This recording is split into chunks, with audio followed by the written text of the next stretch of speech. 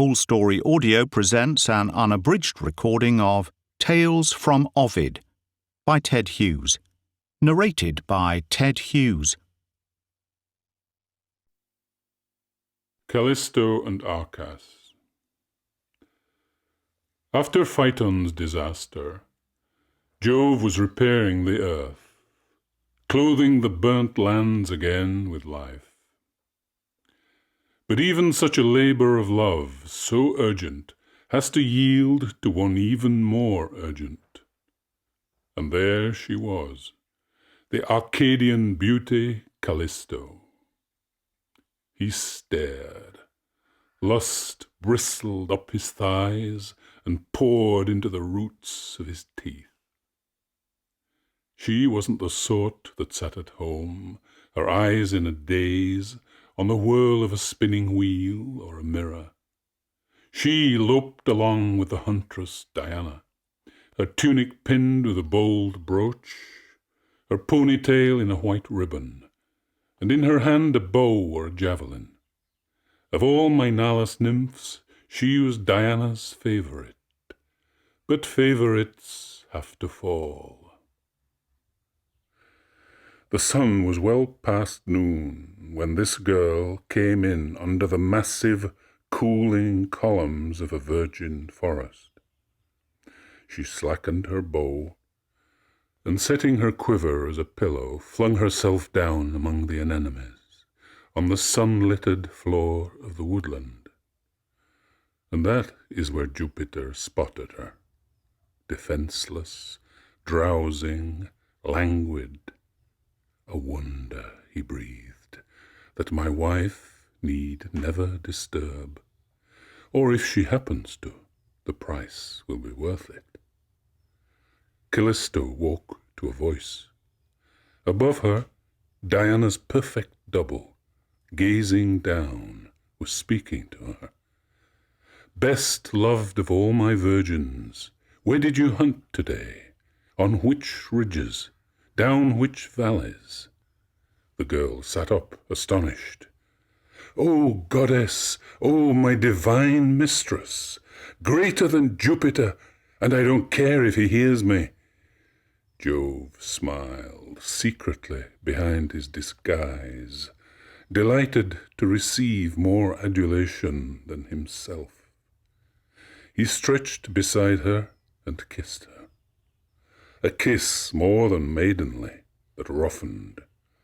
A kiss that, as she tried to answer him, gagged her voice, while his arms tightened round her, straight-jacketing her body, and his action revealed the god, irresistible and shameless. Callisto's piety had limits. She fought. If Juno had seen how she fought, her final cruelty might have been modified. But it was no good. Desperately as she denied him, the god of gods went off home contented, as if from heavenly bliss to heavenly bliss. The girl wept. Suddenly she hated the forest, the flowers that had watched while it happened. She was in such a hurry to get away, she almost abandoned her bow and her quiver. Diana, coming along the ridge of Maenalus, with her virgin troop after hard hunting, saw her darling and called her. Callisto's jumpy terror of Diana's likeness grabbed with electric hands, and she bolted, but then recognized her friends, the virgins who ran with the goddess, and knew this could not be Jove. So she joined them, but changed now. How hard to keep guilt out of the face. She no longer led the troop, was no longer the boisterous nearest to the goddess. She hung back, eyes to the ground, as if slinking along from hiding to hiding. If any spoke to her, she blushed, then paled. Without her divinity, Diana could not have missed the 1,000 human tokens that were no puzzle to the nymphs. 9 months passed. Finally came the day, heated with hunting under the hot sun. Diana led her company into a grove with a cool stream over smooth pebbles. "Here is a place," she called, "where we can strip and bathe and be unseen." The Arcadian girl was in a panic. The rest were naked in no time. She delayed. She made excuses.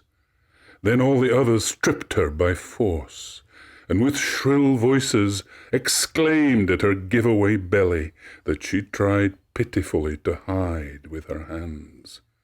The goddess, outraged, cried, "Do not defile this water or us. Get away from us now and forever." Meanwhile, Juno had seen everything. She was merely waiting for an occasion to exact the exemplary punishment. The moment Jove's bastard was born, a boy, Arcas, her fury exploded. She stared in wild hatred at the new infant.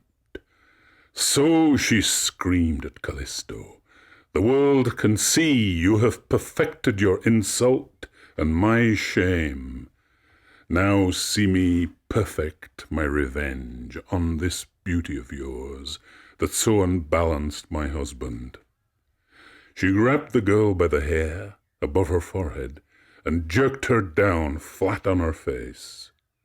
As Callisto lay there, pleading for mercy with outstretched arms, those arms the god had caressed, suddenly bushed thick with black hair. Her hands curved into scoops of long talons. They had become feet. And her mouth, that Jupiter had kissed in his rapture, was fanged jaws, like a torn-open wound.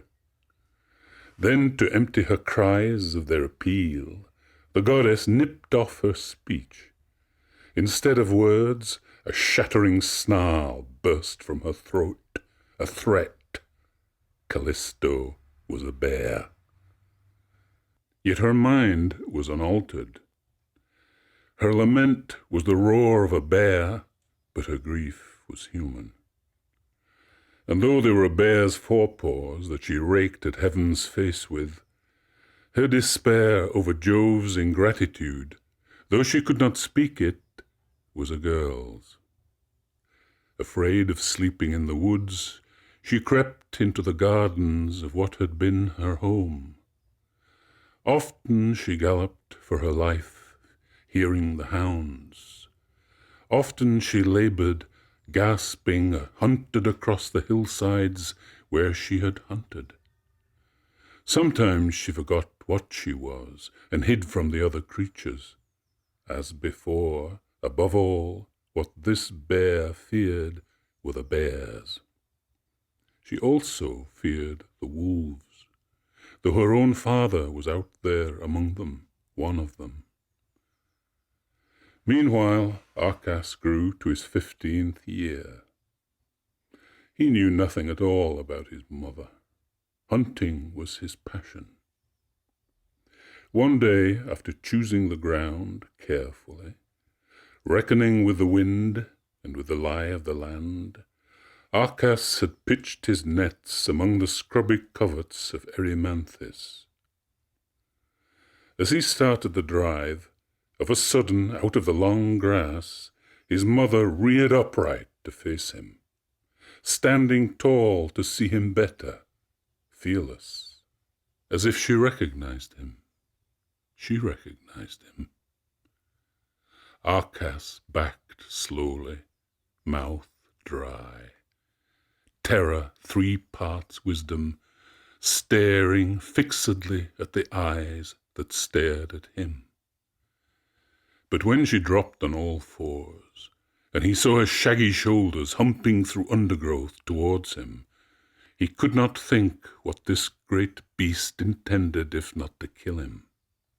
He braced himself behind his spear to meet her momentum and drive that long, keen ground blade as deeply into her body as he could.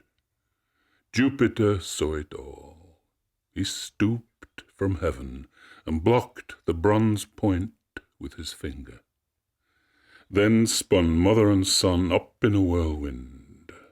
So these two, about to be reunited in that bloody crime and tragic era, found themselves far out in space, transformed to constellations, the Great Bear and the Small, dancing around the pole star together.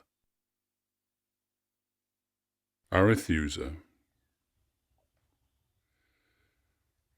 Ceres, happy again to have her daughter, returned to Arethusa, curious to learn why she ran from home, and just how she became a sacred fountain.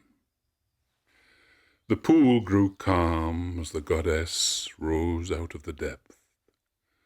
She gathered up her green hair, and from it, wringing the heavy water, began the old story of how she was loved by a river. I was a nymph of Achaia.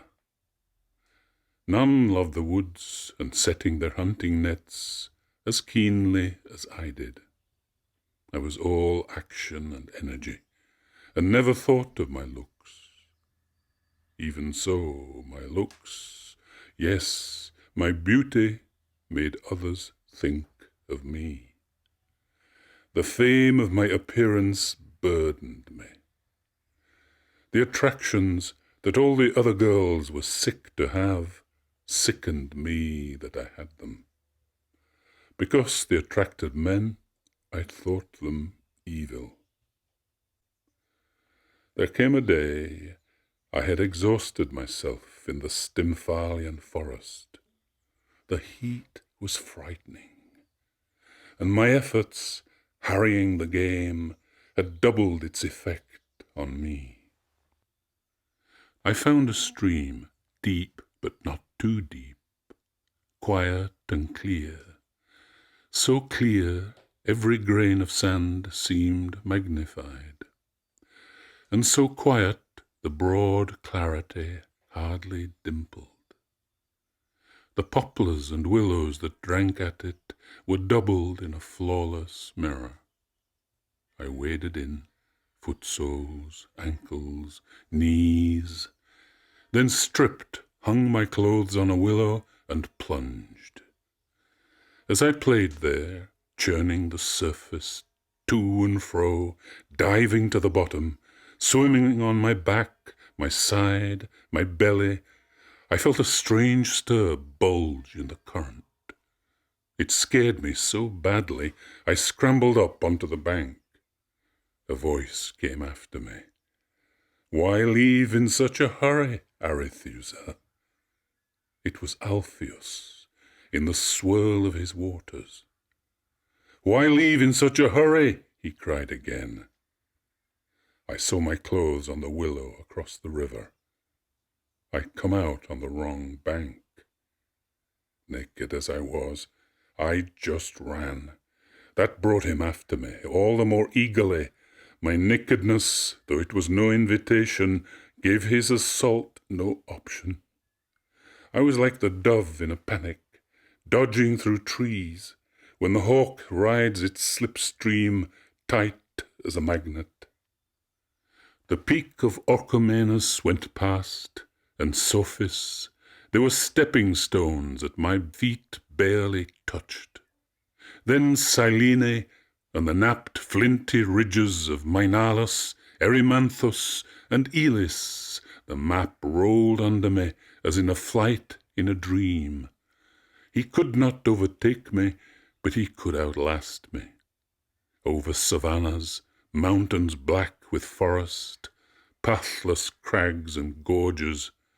But soon the sun pressed on my back, and I saw that I ran in a long and leaping shadow, the very shape of my terror, and I heard the stones flying from his striding feet, and his panting breath that seemed to tug at my hair. In an agony of effort I called to Diana, "Help, or it's all over with me. Remember how I carried your bow, your quiver full of arrows. Help me, oh help me." The goddess heard and was stirred.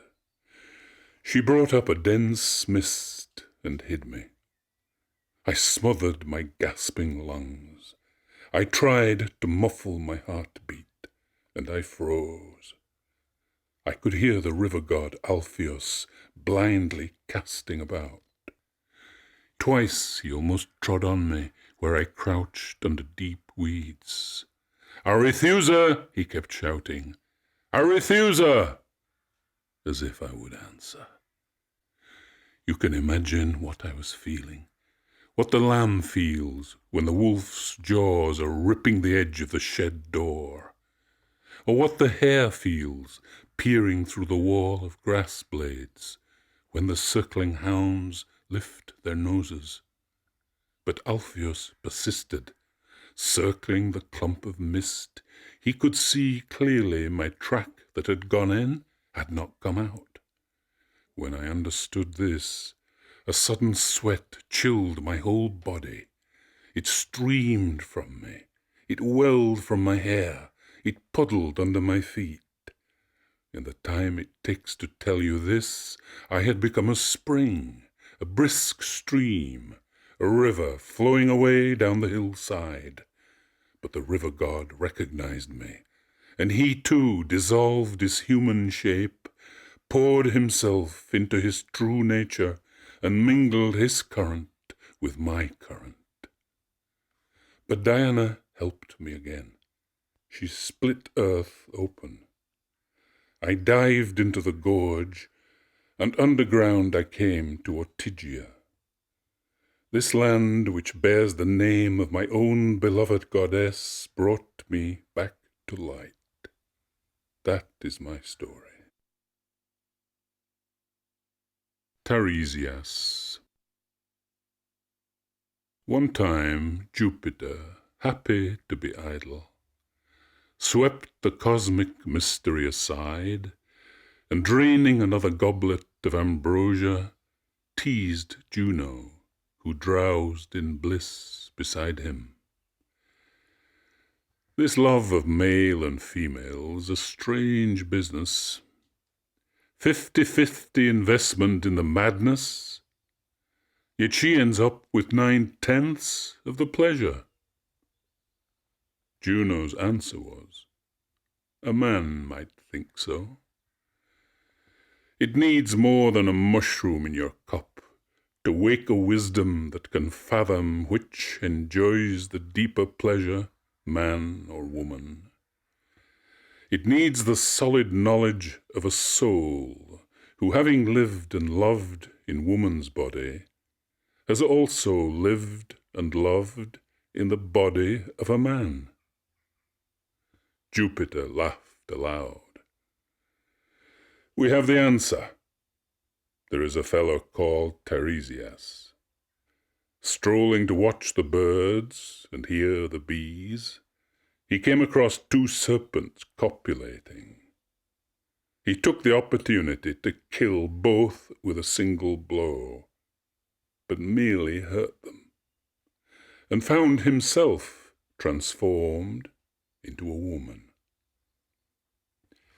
After the 7th year of womanhood, strolling to ponder on what women ponder, she saw in that same place the same 2 serpents, knotted as before in copulation. If your pain can still change your attacker, just as you once changed me, then change me back. She hit the couple with a handy stick, and there he stood, as male as any man. "He'll explain," cried Juno, "why you are slave to your irresistible addiction, while the poor nymphs you force to share it with you do all they can to shun it." Jupiter asked Tiresias, "In their act of love, who takes the greater pleasure, man or woman?" Woman, replied Tiresias, takes 9/10. Juno was so angry, angrier than is easily understandable. She struck Tiresias and blinded him. You've seen your last, pretty snake, forever. But Jove consoled him. That same blow, he said, has opened your inner eye like a night scope. See the secrets of the future. They are yours. Echo and Narcissus.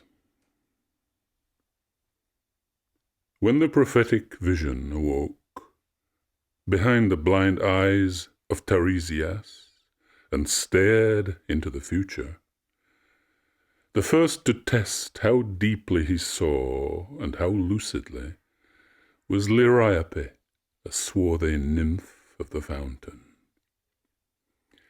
She was swept off her feet by the river Cephissus, who rolled her into the bed of a dark pool, then cast her up on the shingle pregnant.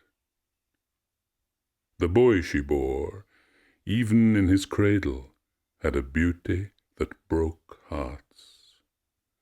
She named the child Narcissus. Gossips came to Tiresias. Can her boy live long with such perfect beauty? The seer replied, yes, unless he learns to know himself. All regarded these words as a riddle, till time solved them with a strange madness.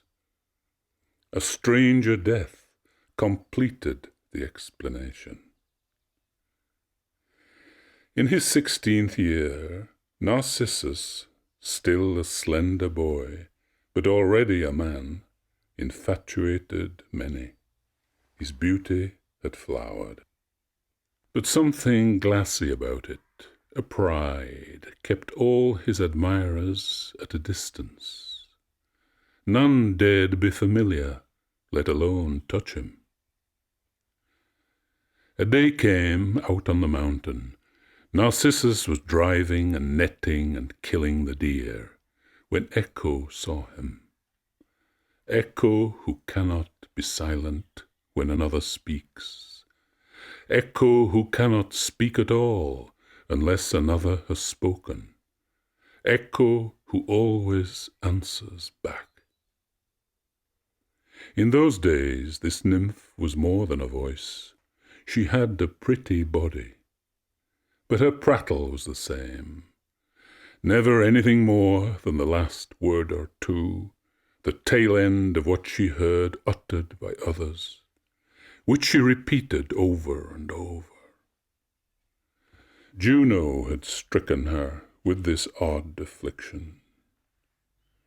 When Juno, following a tip-off, would be stalking Jupiter to catch him in some dell with a nymph, Echo made it her duty to engage the goddess in an unending rigmarole of chatter, till the nymph had pleased the god enough to be let go. Echo did this so often and so artfully, Juno in a rage turned on her. Your tongue has led me in such circles, henceforth it will have to trail helplessly after others, uttering only the last words, helplessly, of what you last heard. The moment Echo saw Narcissus, she was in love. She followed him like a starving wolf, following a stag too strong to be tackled. And like a cat in winter at a fire, she could not edge close enough to what singed her and would burn her. She almost burst with longing to call out to him and somehow let him know what she felt. But she had to wait for some other to speak, so she could snatch their last words with whatever sense they might lend her. It so happened Narcissus had strayed apart from his companions. He hallooed them, "Where are you? I'm here!" And Echo caught at the syllables as if they were precious. "I'm here," she cried. "I'm here, and I'm here, and I'm here." Narcissus looked around wildly. "I'll stay here," he shouted. "You come to me." And "Come to me," shouted Echo. "Come to me, to me, to me, to me." Narcissus stood baffled, whether to stay or go. He began to run, calling as he ran, "Stay there!" But Echo cried back, weeping to utter it, "Stay there! Stay there! Stay there! Stay there!" Narcissus stopped and listened. Then, more quietly, "Let's meet halfway. Come." And Echo eagerly repeated it, "Come." But when she emerged from the undergrowth, her expression pleading, her arms raised to embrace him, Narcissus turned and ran. "No," he cried, "no, I would sooner be dead than let you touch me." Echo collapsed in sobs as her voice lurched among the mountains. "Touch me, touch me, touch me, touch me." Echo moped under the leaves. Humiliated, she hid in the deep woods. From that day, like a hurt lynx, for her any cave was a good home. But love was fixed in her body like a barbed arrow. There it festered with his rejection. Sleeplessly she brooded over the pain, wasting away as she suffered, the petal of her beauty fading and shriveling, falling from her, leaving her voice and bones. Her bones, they say, turned into stone, sinking into the humus. Her voice roamed off by itself, unseen in the forest, unseen on the empty mountainside. The wall could hear it, living the only life left to echo.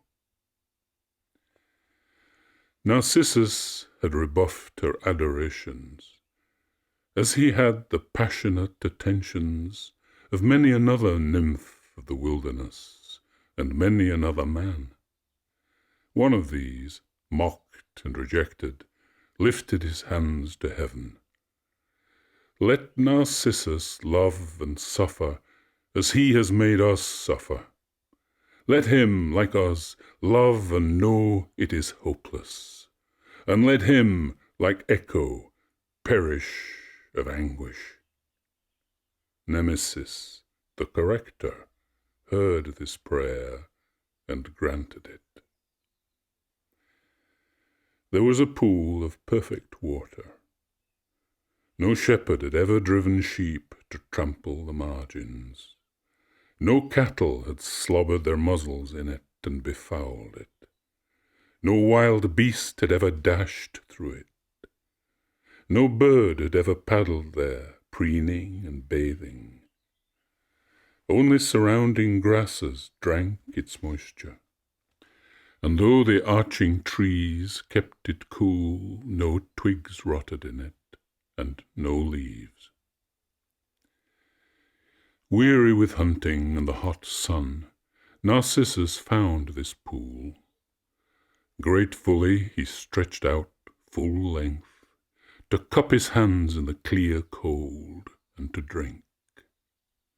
But as he drank, a strange new thirst, a craving, unfamiliar, entered his body with the water, and entered his eyes with the reflection in the limpid mirror.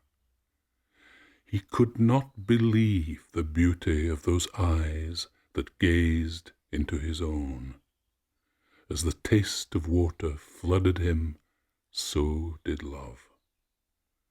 So he lay, mistaking that picture of himself on the meniscus for the stranger who could make him happy.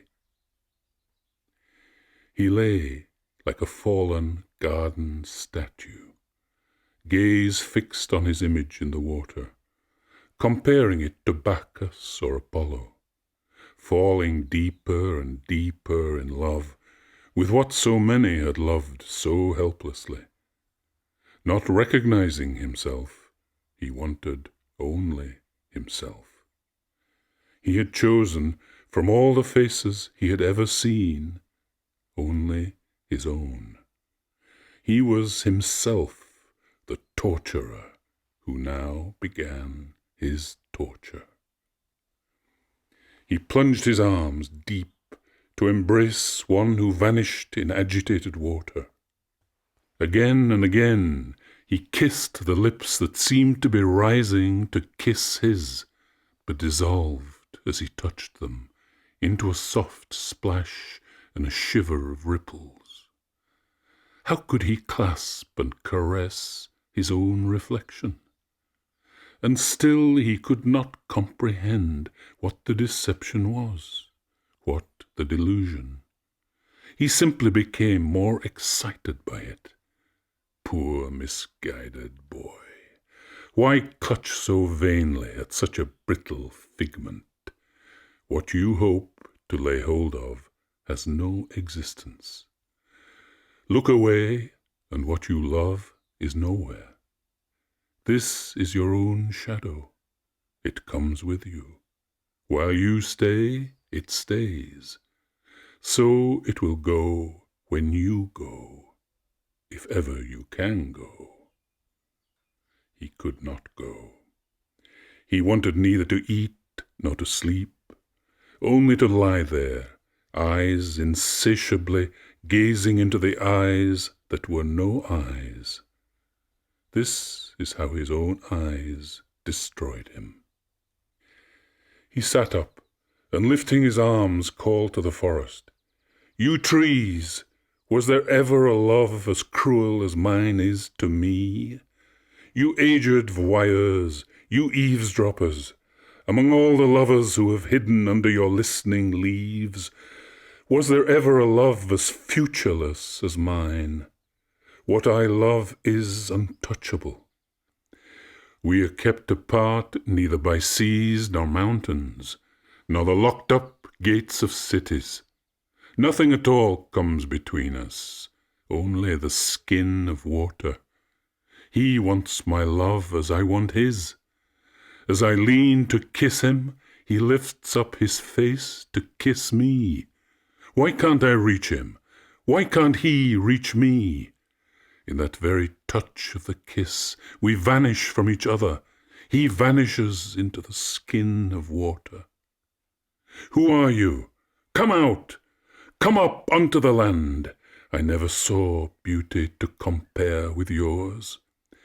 Oh, why do you always dodge away at the last moment, and leave me with my arms full of nothing but water and the memory of an image?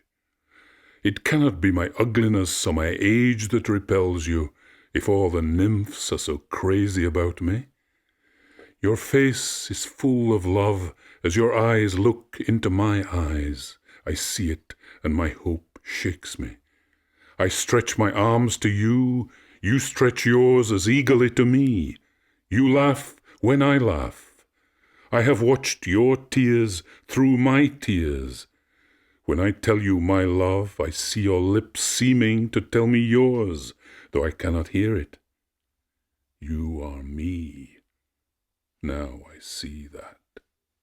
I see through my own reflection.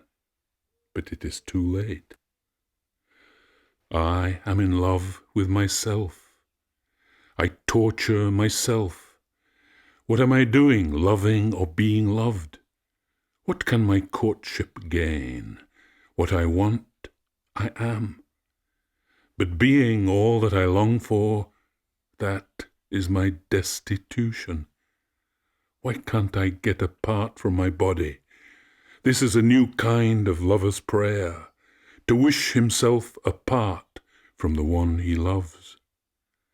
This impotent grief is taking my strength and my life.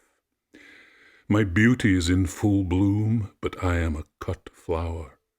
Let death come quickly. Carry me off where this pain can never follow. The one I loved should be let live. He should live on after me, blameless. But when I go, both go.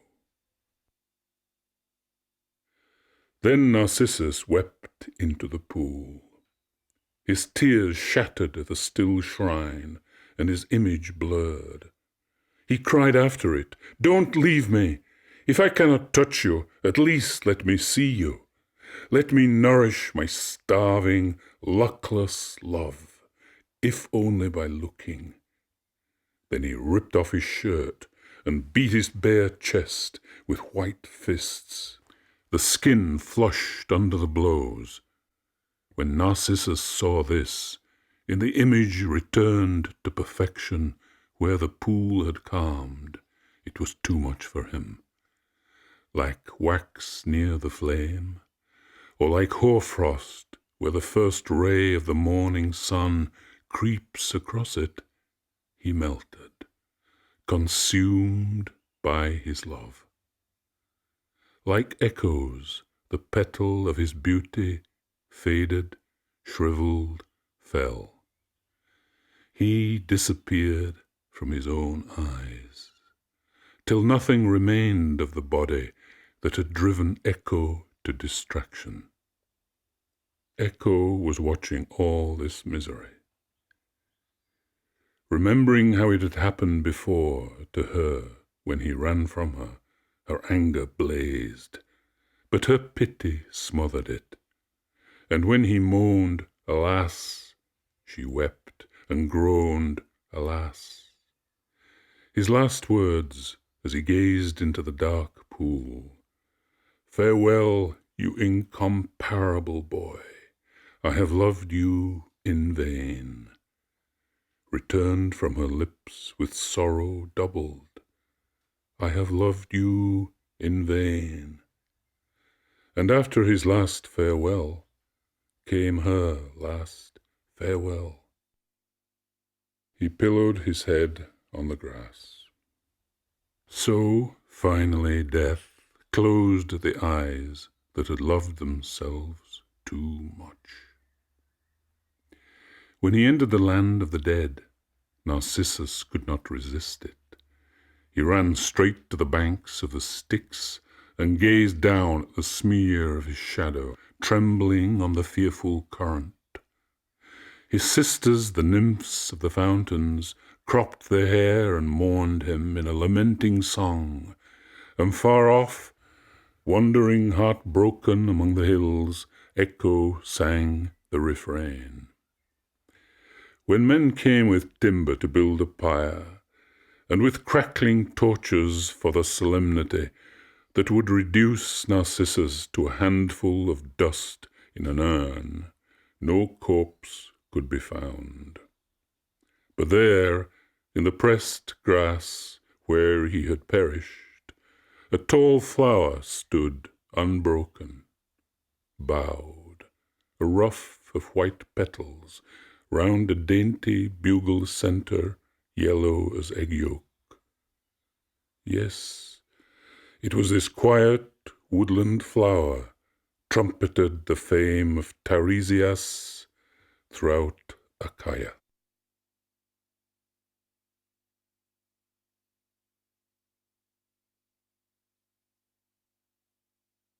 Erysichthon. Some are transformed just once, and live their whole lives after in that shape. Others have a facility for changing themselves as they please.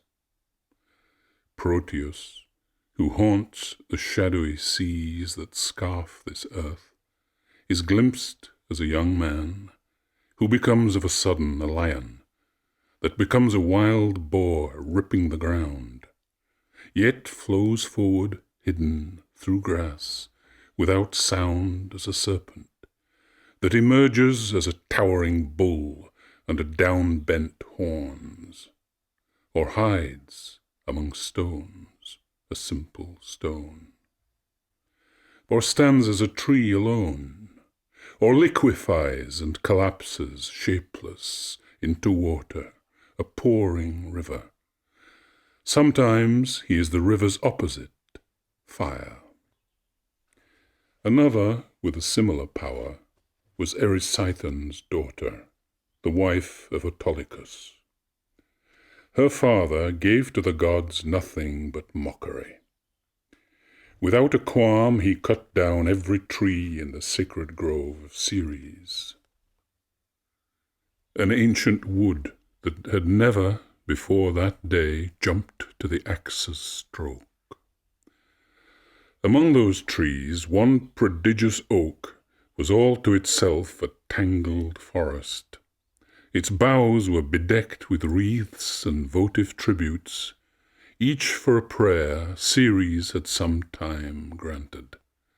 Dryads there danced a holy circle around its bole, or joined hands to embrace it, a circumference of 20 paces. Erysichthon ignores all this as he assesses the volume of its timber, then orders his men to fell it. Seeing their reluctance, he roars, "If this tree were your deity that every clown adores, and not merely a tree you think she favors, nevertheless those twigs away there at the top would have to come down now as the rest falls." He snatches an axe and hauls the weight of the broad head up and back. But in that moment, as the blade hangs poised for the first downstroke, shuddering swarm through the whole tree to its outermost twigs, and a groan bursts out of the deep grain. At the same time, every bough goes grey, every leaf whitens, and every acorn whitens. Then the blade bites, and the blood leaps as from the neck of a great bull when it drops under the axe at the altar. Everybody stares, paralyzed. Only one man protests. The Thessalian Erysichthon turns with eyes stretched, incredulous. "Your pious cares," he bellows, "are misplaced." And he follows that first swing at the oak with another at the protester's neck, whose head spins through the air and bounces. Then the oak, as he turns back to it, pronounces in a clear voice these words: "I live in this tree. I am a nymph, beloved by Ceres, the goddess. With my last breath I curse you. As this oak falls on the earth, your punishment will come down on you with all its weight. That is my consolation and your fate." Erysichthon ignored her. He just kept going, undercutting the huge trunk, till ropes brought the whole mass down, jolting the earth, devastating the underbrush around it. All the nymphs of the sacred grove mourned it. Dressed in black, they came to Ceres, crying for the criminal to be punished, bewailing the desecration. The goddess listened. Then the summer farms, the orchards, the vineyards, the whole flushed, ripening harvest, shivered as she pondered how to make his death a parable of her anger. If his cruelty, greed, arrogance had left him a single drop of human feeling, what the goddess did now would have drained mankind of its pity. She condemned him to hunger, but infinite, insatiable hunger, the agony of hunger as a frenzy. Destiny has separated hunger so far from the goddess of abundance they can never meet. Therefore Ceres commissioned a mountain spirit, an Oread. Hear what I say, and do not be afraid. Far away to the north of Scythia lies a barren country, leafless, dreadful, ice permanent as iron, air that aches, a howling land of rocks, gales, and snow. There mad hunger staggers. Go, bid hunger take possession of Erysichthon's belly.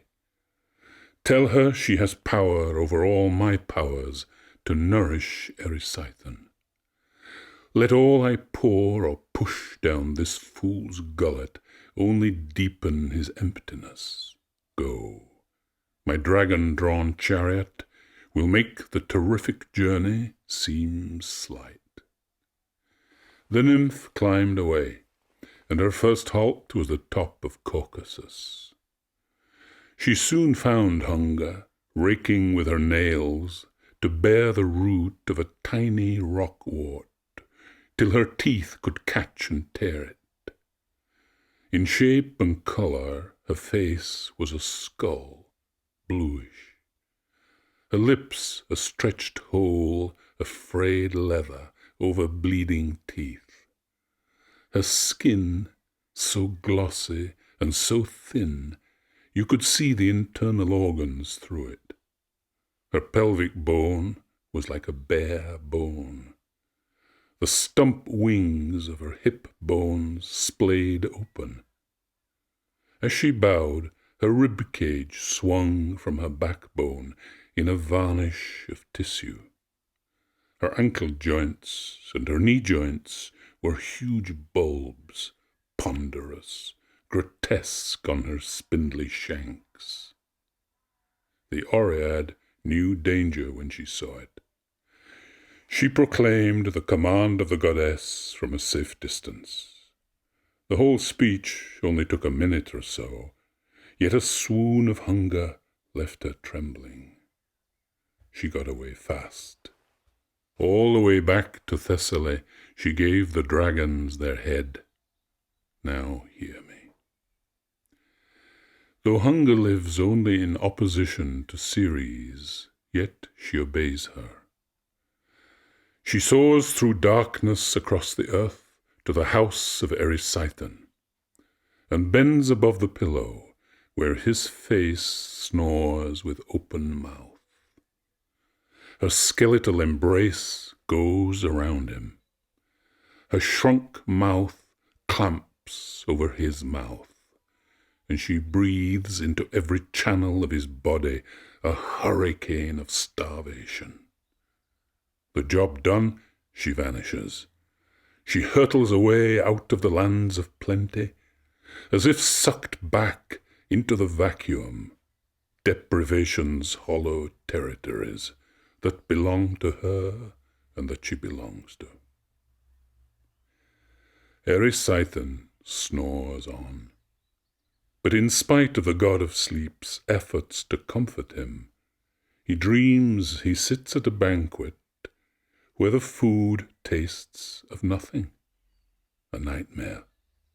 He grinds his molars on air with a dry creaking, dreaming that he grinds between his molars a feast of nothing, food that is like air. At last he writhes awake in twisting, knotted cramps of hunger. His jaws seem to have their own life, snapping at air with uncontrollable eagerness to be biting into food and swallowing, like a cat staring at a bird out of reach. His stomach feels like a fist, gripping and wringing out the mere idea of food. He calls for food, everything edible out of the sea and earth. When it comes, dearth is all he sees, where tables bend under the spilling plenty. Emptying bowls of heaped food, all he craves for is bigger bowls, heaped higher. Food for a whole city cannot sate him. Food for a whole nation leaves him faint with hunger. As every river on earth pours its wealth towards ocean, that is always sweeping for more, draining the continents. And as fire grows hungrier the more fuel it finds, so, famished by food, the gullet of Erysichthon, gulping down whatever its diameter can manage, through every waking moment, spares a mouthful only to shout for more. This voracity, this bottomless belly, as if his throat opened into the void of stars, engulfed his entire wealth. His every possession was converted to what he could devour, till nothing remained except a daughter. This only child deserved a better father. His last chattel, he cashed her in for food. He sold her at the market. But she was far too spirited to stay as a bought slave. Stretching her arms towards the sea, she cried, "You who ravished my maidenhead, save me!" Neptune knew the voice of his pretty victim, and granted the prayer. Her new owner, who minutes ago was admiring the girl he had bought, now saw only Neptune's art, featured and clothed like a fisherman. Perplexed, he spoke to this stranger directly. "You with your fishing tackle, hiding your barbs in tiny gobbets of bait, may you have good weather and plenty of silly fish that never notice the hook till it's caught them. Can you tell me, where is the girl who was here a moment ago? Her hair loose, and dressed in the cheapest things. She was standing right here, where her footprints stop, and go no further. Where is she?" The girl guessed what the god had done for her. She smiled to hear herself asked where she might be. Then to the man parted from his money, "I'm sorry, my attention has been fixed on the fish in this hole. But I promise you, by all the help I pray for from Neptune, nobody has come along this beach for quite a while, and certainly no woman." The buyer had to believe her. He went off, baffled. The girl took one step and was back in her own shape. Next thing, she was telling her father, and he, elated, saw business. After that, on every market he sold her in some new shape.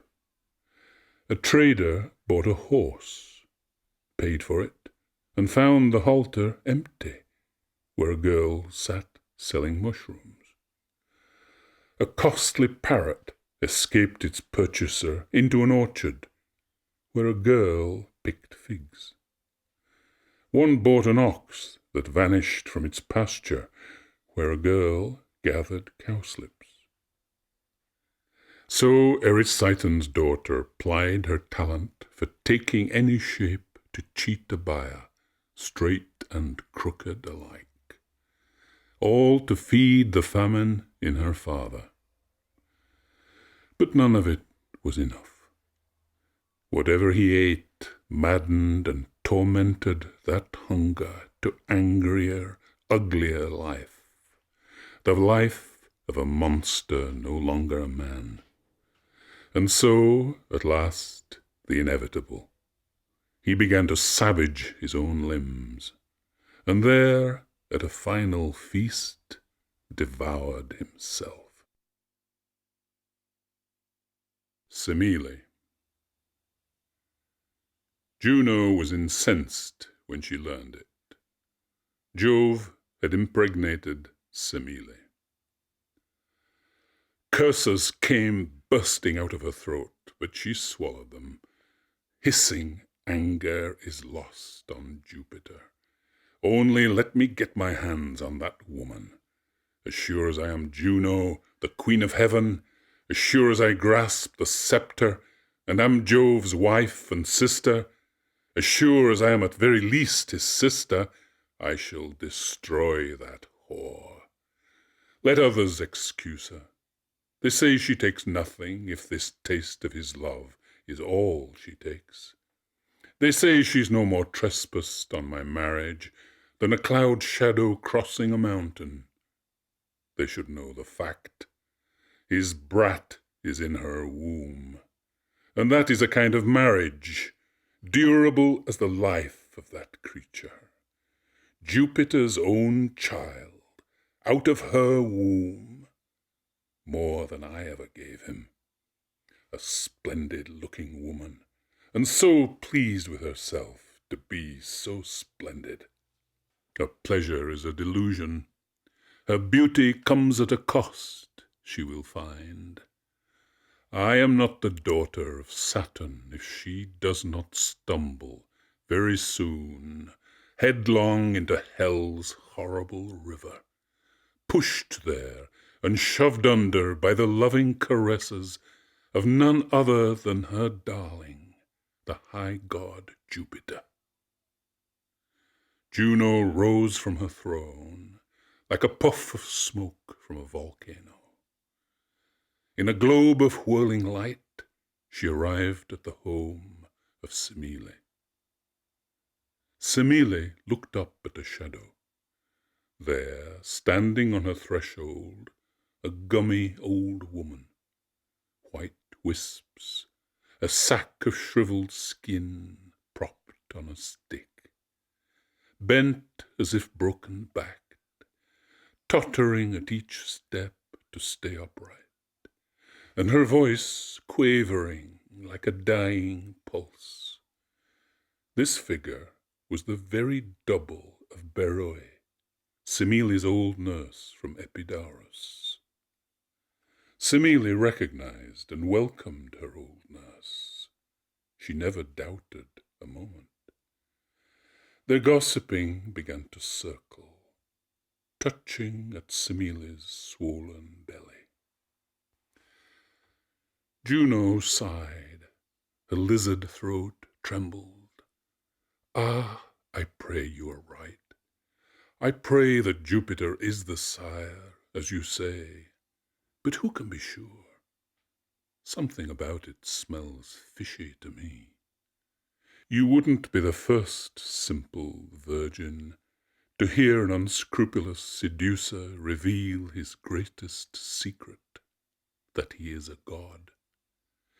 Even if he spoke the truth and you are right, even if the babe in your womb is Jove's, supposition will not satisfy the questions that will surely occur to the coming child. That child is going to demand real proof. Jupiter should give you real proof that he is himself. Ask him to face you, naked as for Juno in heaven, in all his omnipotence and glory, the great god of the triple-headed scepter. Listening to the twisty words of Juno, Semele heard only the purest wisdom. She asked her divine lover for a love gift, a gift she would name only if it were granted. Jupiter smiled. Whatever you want, name it. You shall have it. I swear on the terror who holds all heaven in awe, the god of hell's river, you shall have it. Semele's laugh was as triumphant as she was ignorant of the game she was playing. She laughed to have won the simple trick that would wipe her out of existence so easily. I want to see you, she said, exactly as Juno sees you when she opens her arms and body to you. As if I were Juno, come to me naked, in your divine form. Too late, Jove guessed what she was asking. He tried to gag her with his hand, but her tongue and her lips had hurried it all out, and he had heard it. He groaned. His oath could no more be retracted than her words could be unuttered. Yes, God wept a little, gathering the foggy clouds around him as he withdrew into heaven. Now he piled above him the purple top-heavy thunderclouds, churning with tornadoes and inescapable bolts of lightning. Yet he did what he could to insulate and filter the nuclear blast of his naked impact, such as had demolished Typhoeus and scattered his 100 hands. He chose a slighter manifestation, fashioned like the great bolts by the Cyclops, but more versatile, known in heaven as the general deterrent. Arrayed in this fashion, Jove came to the house of Cadmus' daughter. He entered her bedchamber, but as he bent over her to kiss her, her eyes opened wide, saw him, and burst into flame. Then her whole body lit up with the glare that explodes the lamp. In that splinter of a second, before her blazing shape became a silhouette of sooty ashes, the fetus was snatched from her womb. If this is a true story, that babe was then inserted surgically into a makeshift uterus in Jove's thigh, to be born at full term, not from his mother, but from his father, reborn, son of the Father. And this was the twice-born god, the god Bacchus. End of CD 1. CD 2. Peleus and Thetis. Proteus, old as the ocean, said to Thetis, "Goddess of all the salt waters, when you bear a son, the boy will be the wonder of the world. He will make a man of himself so far superior to his father. His father's fame will be to have been his father." Jupiter heard the prophecy just in time to deflect his lust from the maidenhead of Thetis. He switched it to the next on his list. But as a precaution, too well aware of his own frailty, he sent a substitute to neutralize the prize of the prediction and its sequel. Peleus, his grandson, son of Aeacus. "Go," he commanded, "no matter what it takes to bring it about, impregnate that virgin." Tucked into Harmonia's coast is a bay between promontories, deep incurved like a sickle. A perfect harbor if only the water were deeper. But the sea sweeps in, barely covering a plain of pale sand. The beach is perfect, no seaweed, and the sand powdery light, yet firm to the foot. The hanging bulge of the land is plumped with myrtles. Beneath those leaves a cave climbs from the sea. It looks like the work of man, but a deity used it. This was the secret bedchamber of Thetis. Naked, she surfed in on a dolphin to sleep there, and there Peleus found her. He woke her with a kiss. First she was astonished, then furious. He applied all his cunning to seduce her. He exhausted his resources.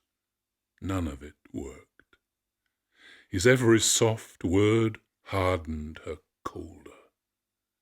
If there had been 2 cats, he was thinking, she would have been flattened to the wall, her mask fixed in a snarl, spitting at him. He took his cue from that. Where argument fails, violence follows. His strength could have trussed her up like a chicken if she had stayed the woman he woke with a kiss.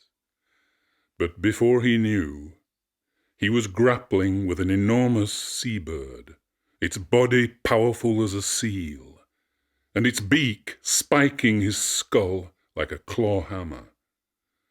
A bird that was suddenly a wren, escaping towards the tangle of myrtles, bolting past his cheek like a shuttlecock, that he caught with a snatch of pure luck, and found himself gripping a tigress by the shag of her throat as her paw hit him with the impact of a 50-kilo lump of snaggy bronze dropped from a battlement.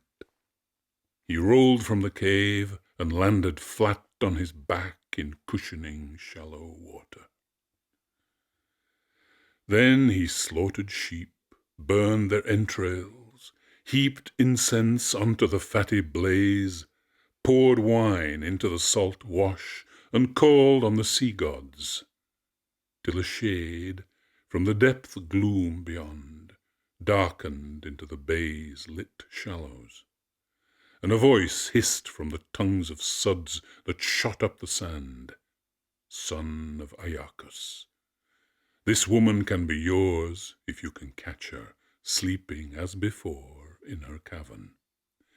But this time bind her tight with thongs before she wakes.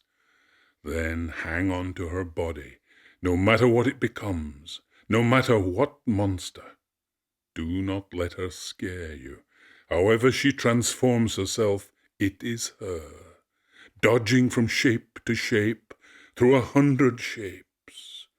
Hang on till her counterfeit selves are all used up, and she reappears as Thetis." This was the voice of Proteus. It ceased, and the long shape faded from the shallows. Peleus hid in the myrtles. Towards sundown, the goddess came up from the deep water, rode into the bay, climbed into her cave, and stretched out on her couch. She was hardly asleep when the noosed thongs jerked tight. Her ankles and her wrists made one bunch. Her feet and hands were a single squirming cluster, as if she were to be carried, slung from a pole like an animal. Peleus clinched his knot, then bundled her up in his arms and embraced her with all his might as her shapes began to fight for her. He shut his eyes and hung on, ignoring her frenzy of transformations, till they shuddered to stillness. She knew she was beaten by that relentless grip. "Heaven has helped you," she panted. "Only heaven could have given me to you and made me yours." Then he undid her bonds. As he massaged the circulation into her hands and feet, his caresses included her whole body. She was content to let them take possession of her skin, her heart, and at last of her womb, where now he planted Achilles. Actaeon. Destiny, not guilt, was enough for Actaeon. It is no crime to lose your way in a dark wood. It happened on a mountain where hunters had slaughtered so many animals the slopes were patched red with the butchering places. When shadows were shortest and the sun's heat hardest, young Actaeon called a halt. "We have killed more than enough for the day. Our nets are stiff with blood, our spears are caked, and our knives are clogged in their sheaths with the blood of a glorious hunt. Let's be up again in the grey dawn, back to the game afresh. This noon heat has baked the stones too hot for a human foot." All concurred, and the hunt was over for the day. A deep cleft at the bottom of the mountain, dark with matted pine and spiky cypress, was known as Gargaphe, sacred to Diana, goddess of the hunt. In the depths of this goyle was the mouth of a cavern that might have been carved out with deliberate art from the soft volcanic rock. It half hid a broad pool, perpetually shaken by a waterfall inside the mountain, noisy but hidden. Often to that grotto, aching and burning from her hunting, Diana came, to cool the naked beauty she hid from the world. All her nymphs would attend her. One held her javelin, her quiver full of arrows, and her unstrung bow. Another folded her cape.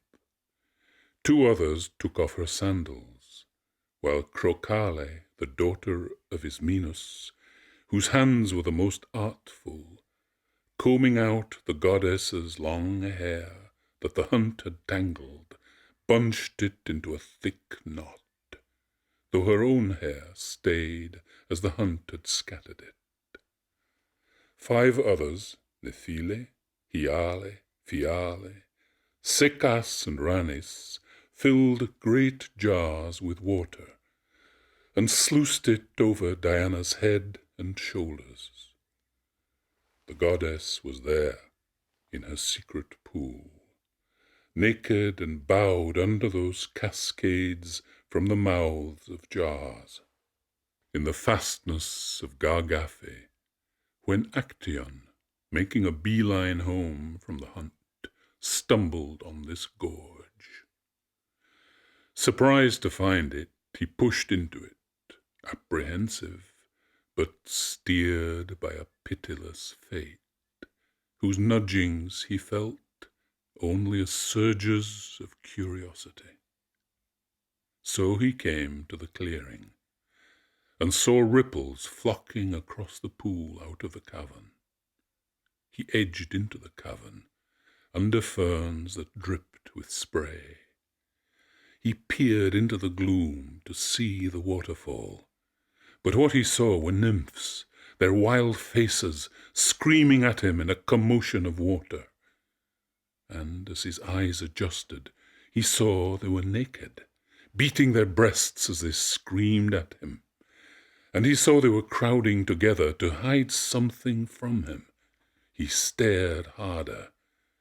Those nymphs could not conceal Diana's whiteness. The tallest barely reached her navel. Actaeon stared at the goddess, who stared at him. She twisted her breasts away, showing him her back. Glaring at him over her shoulder, she blushed like a dawn cloud in that twilit grotto of winking reflections, and raged for weapon, for her arrows to drive through his body. No weapon was to hand, only water. So she scooped up a handful and dashed it into his astonished eyes, as she shouted, "Now, if you can, tell how you saw me naked." That was all she said. But as she said it, out of his forehead burst a rack of antlers. His neck lengthened, narrowed, and his ears folded to whiskery points. His hands were hooves, his arms long slender legs. His hunter's tunic slid from his dappled hide. With all this, the goddess poured a shocking stream of panic terror through his heart like blood. Actaeon bounded out across the cave's pool in plunging leaps, amazed at his own lightness. And there, clear in the bulging mirror of his bow wave, he glimpsed his antlered head, and cried, "What has happened to me?" No words came. No sound came but a groan. His only voice was a groan. Human tears shone on his stag's face.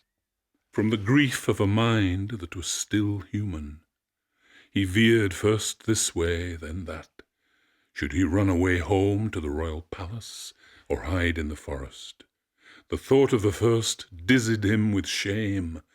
The thought of the second flurried him with terrors. But then, as he circled, his own hounds found him. The first to give tongue were Melampus and the deep-thinking Icnobates. Melampus a Spartan, Icnobates a Cretan. The whole pack piled in after. It was like a squall crossing a forest. Dorcius, Pamphagus, and Oribasus, pure Arcadians. Nebraphonus strong as a wild boar, Theras as fierce, and Lilaps never far from them. Terelas swiftest in the pack, and Agre the keenest nose, and Halias still lame from the rip of a boar's tusk, Nape whose mother was a wolf, and Poemenes, pure sheepdog, Arpaia with her grown pups, who still would never leave her, the lanky hound Ladon from Sicyon, with Tigris, Dromas, Canace, Stycte, and Alce, and Asbolus all black, and all white Leuca.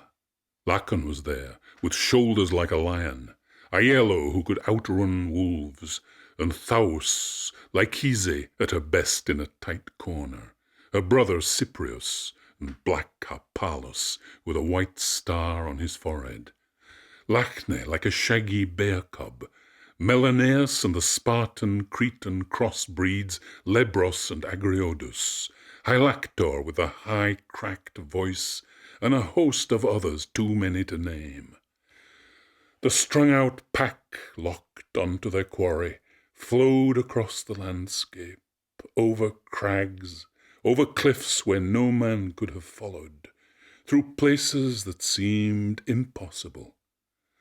Where Actaeon had so often strained every hound to catch and kill the quarry, now he strained to shake the same hounds off, his own hounds.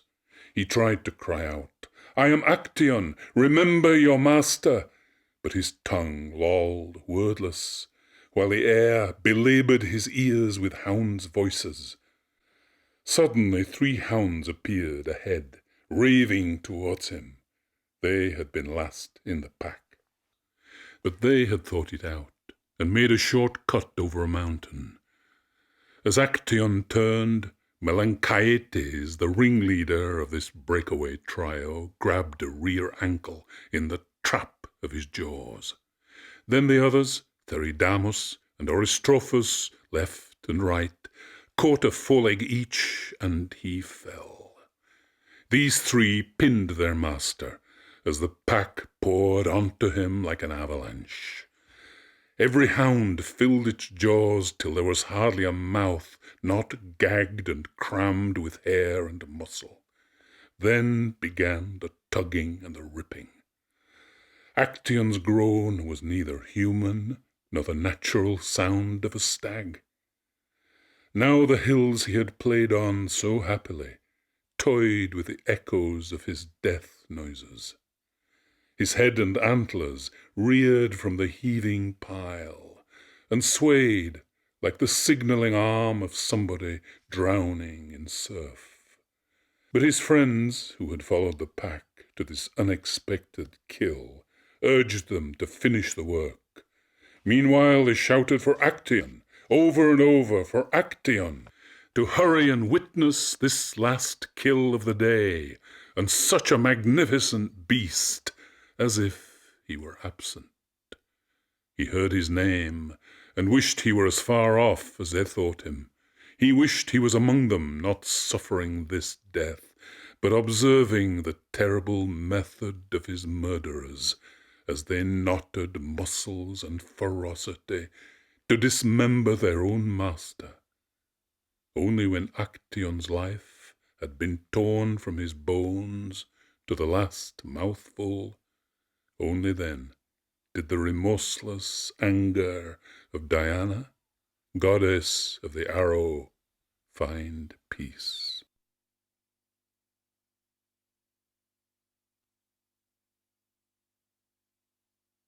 Pygmalion. If you could ask the region of Amathus, where the mines are so rich, whether it had wanted those women, the Propaeatides, you would be laughed at, as if you had asked whether it had wanted those men whose horned heads earned them the name Cerastai. An altar to Zeus, god of hospitality, stood at the doors of the Cerastai, soaked, a stranger would assume, with the blood of the humbly sacrificed suckling calves and new lambs of Amathus. Wrong. They butchered their guests. Venus was so revolted to see offered such desecrated fare, she vowed to desert Arethusa and her favoured cities. But she paused. The cities, she reasoned, and the places I love, what crime have those innocents committed? Why should I punish all for a few? Let me pick out the guilty and banish or kill them, or sentence them to some fate not quite either, but a dire part of both. The fate for such, I think, is to become some vile thing not themselves. The horns of the Cerastai suggested one quick solution for all. Those men became bullocks. As for the others, the Propaeatides, fools who denied Venus divinity, she stripped off their good names and their undergarments, and made them whores. As those women hardened, dulled by shame, delighting to make oaths before the gods in heaven of their every lie, their features hardened like their hearts. Soon they shrank to the split-off, heartless, treacherous hardness of sharp shards of flint. The spectacle of these cursed women sent Pygmalion the sculptor slightly mad. He adored woman, but he saw the wickedness of these particular women transform, as by some occult connection, every woman's uterus to a spider. Her face, voice, gestures, hair became its web. Her perfume was a floating horror. Her glance left a spider bite. He couldn't control it. So he lived in the solitary confinement of a phobia, shunning living women, wifeless. Yet he still dreamed of woman. He dreamed, and brokenly awake as asleep, the perfect body of a perfect woman. Though this dream was not so much the dream of a perfect woman as a spectre, sick of unbeing, that had taken possession of his body to find herself alive. She moved into his hands, she took possession of his fingers, and began to sculpt a perfect woman. So he watched his hands, shaping a woman as if he was still asleep, until life-size, ivory, as if alive, a perfect figure lay in his studio. So he had made a woman, lovelier than any living woman, and when he gazed at her, as if coming awake, he fell in love. His own art amazed him, she was so real. She might have moved, he thought. Only her modesty, her sole garment, invisible, woven from the fabric of his dream, held her as if slightly ashamed of stepping into life. Then his love for this woman, so palpably a woman, became his life.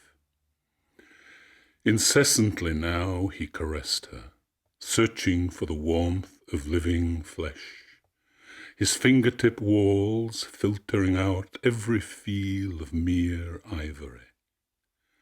He kissed her, closing his eyes, to divine an answering kiss of life in her perfect lips. And he would not believe they were, after all, only ivory. He spoke to her. He stroked her lightly to feel her living aura soft as down over her whiteness. His fingers gripped her hard to feel flesh yield under the pressure that half wanted to bruise her into a proof of life and half did not want to hurt or mar or least of all find her the solid ivory he had made her. He flattered her. He brought her love gifts, knick-knacks, speckled shells, gem pebbles, little rainbow birds in pretty cages, flowers, pendants, drops of amber. He dressed her in the fashion of the moment, set costly rings on her cold fingers, hung pearls in her ears, coiled ropes of pearl to drape her ivory breasts. Did any of all this add to her beauty? Gazing at her adorned, his head ached. But then he stripped everything off her, and his brain swam, his eyes dazzled to contemplate the greater beauty of her naked beauty. He laid her on his couch, bedded her in pillows and soft, sumptuous weaves of Tyrian purple, as if she might delight in the luxury. Then, lying beside her, he embraced her, and whispered in her ear every endearment. The day came for the festival of Venus, an uproar of processions through all Cyprus. Snowy heifers, horns gilded, kneeled under the axe at the altars. Pygmalion had completed his offerings, and now he prayed, watching the smoke of the incense hump shapelessly upwards. He hardly dared to think what he truly wanted as he formed the words. O Venus, you gods have power to give whatever you please. O Venus, send me a wife, and let her resemble. He was afraid to ask for his ivory woman's very self. Let her resemble the woman I have carved in ivory. Venus was listening to a million murmurs over the whole island. She swirled in the uplift of incense, like a great fish suddenly bulging into a tide-freshened pool. She heard every word Pygmalion had not dared to pronounce. She came near. She poised above him, and the altar fires drank her assent like a richer fuel. They flared up 3 times, tossing horns of flame. Pygmalion hurried away home to his ivory obsession. He burst in, fevered with deprivation, fell on her, embraced her, and kissed her like one collapsing in a desert to drink at a dribble from a rock. But his hand sprang off her breast as if stung. He lowered it again, incredulous at the softness, the warmth under his fingers. Warm and soft as warm, soft wax, but alive with the elastic of life. He knew, giddy as he was with longing and prayers, this must be hallucination. He jerked himself back to his senses and prodded the ivory. He squeezed it, but it was no longer ivory. Her pulse throbbed under his thumb. Then Pygmalion's legs gave beneath him. On his knees he sobbed his thanks to Venus. and there pressed his lips on lips that were lithe. She woke to his kisses and blushed to find herself kissing one who kissed her, and opened her eyes for the first time to the light and her lover together. Venus blessed the wedding that she had so artfully arranged, and after 9 moons Pygmalion's bride bore the child, Paphos, who gave his name to the whole island. The birth of Hercules. Old Alcmene of Argolis, Hercules' mother, had Iole to hear her incessant, grieving remembrance of her son's triumphs, that the world had watched in amazement. To her, his anxious mother, each new task had come as a fresh disaster. At the end, Hercules had asked Hylas to take Iole in to his hearth and heart. Iole carried the hero's unborn child. "O Iole," cried Alcmene, "when your time comes, and you call on Lucina to help you, I pray you may find favour, as I did not. Lucina, she who eases the way for women when they perform their miracle of labour, for me did the opposite. Having to listen to Juno's command, not to my prayers, she made my time almost fatal to me. The sun had gone through 9 signs, entering the 10th, and Hercules, created for travail, was so enormous in me, it was plain only Jove could have sired him. My cramps were soon beyond what can be borne. Now as I think of it, a deathly sweat chills me, the old terror snatches at me. 7 days and nights I lay screaming. I clawed at the sky, begging Lucina to help me with her attendants, the gods of birth. She came, but she came from Juno, already bribed by Juno, and happy to toss my life to Juno's malevolence. She listened to me as if I were her music, sitting alone by the altar at the front door, her right leg over and twisted around her left, and her hands knitted together with locked fingers blocking my baby's birth. As my pushing began, she muttered her magic, trapping the babe in the tunnel. I writhed. I was out of my mind with pain. I cursed Jupiter for his unconcern. None of it was any good. My cries would have softened flint. I begged to be let die. The women of Thebes, who were with me, amplified my cries, my prayers, my pleading, trying to comfort me. It was all useless. But I had a servant there, a quick-witted girl, Galanthis, the most beautiful hair, red gold, low-born, but dear to me for her loyalty.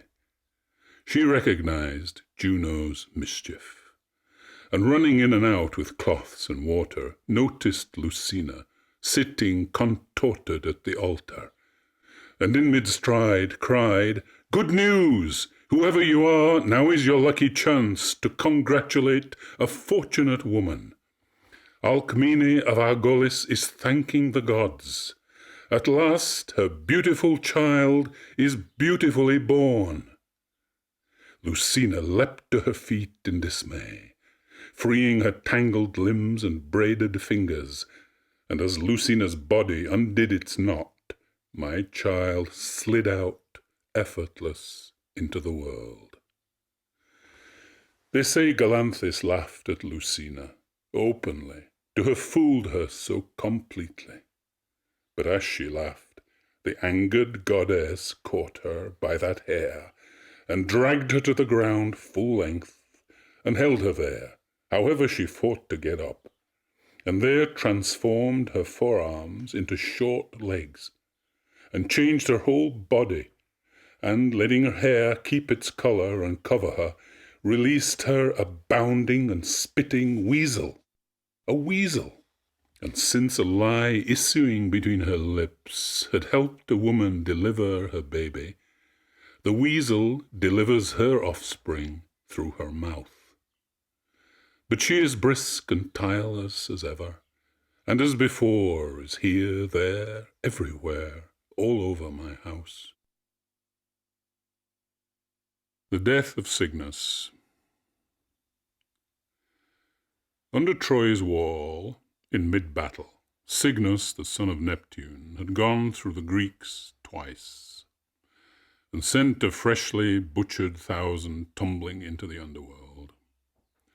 Opposite, the chariot of Achilles threw the Trojans, a tornado through a dense forest, had left a swathe of shattered trunks, vital roots in the air, a tangle of limbs. Achilles was looking for Hector, but Hector's humiliation had been deferred a decade into the future.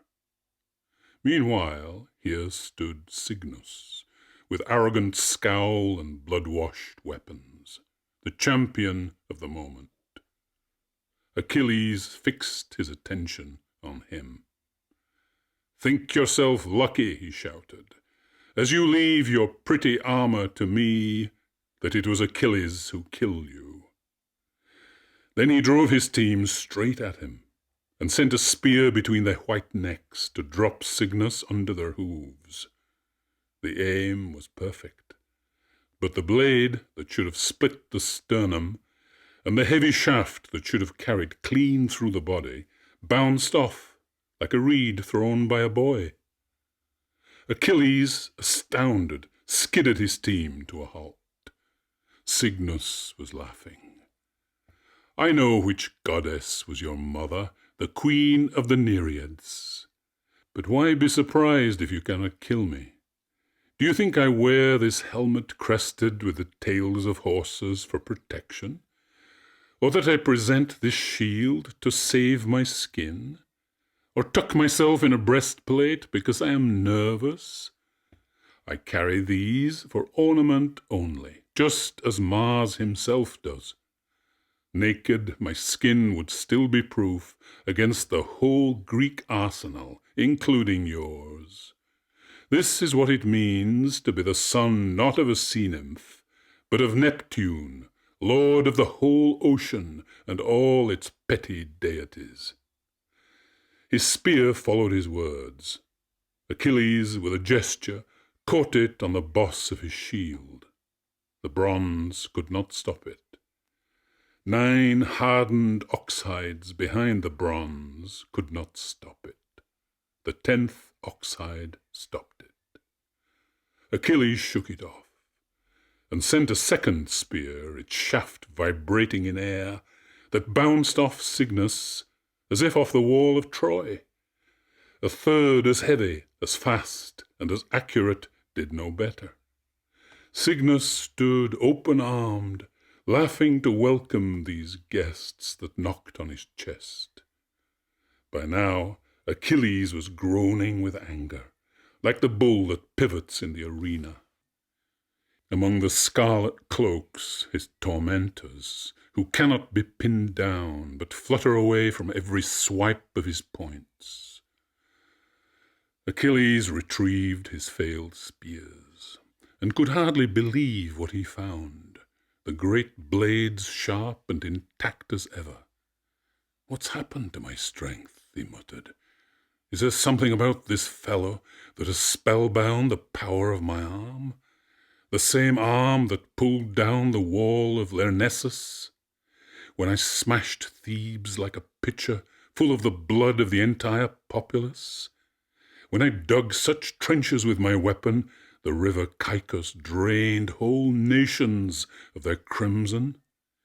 Here, too, this arm has slaughtered so many, their heaped corpses make monuments, pyramids all along the shore to remind me what strength is in it." As he pondered this, He noticed Menoetes, one of the Lycians. Exasperated, to reassure himself, he hurled a spear like a yelled oath. It went through the breastplate of Menoetes, as if through a letter he happened to be reading.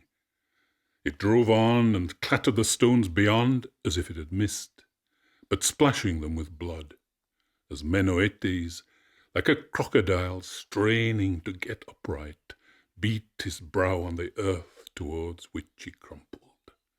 Achilles recovered the spear. This corpse, this spear, and this arm I have proved a perfect Achilles. Now, with the help of heaven, he cried, let Cygnus join us in a similar combination. And he flung the spear, and it travelled as if along a beam that passed through the left nipple of the target. But at a clang the shaft bowed and sprang off sideways. Nevertheless, at that point of impact, a splat of blood brought a cry from Achilles, a cry of joy, ignorant that what he saw was the blood of Menoetes. He leapt onto Cygnus like a tiger, hacking at him from every direction with his aerobatic sword.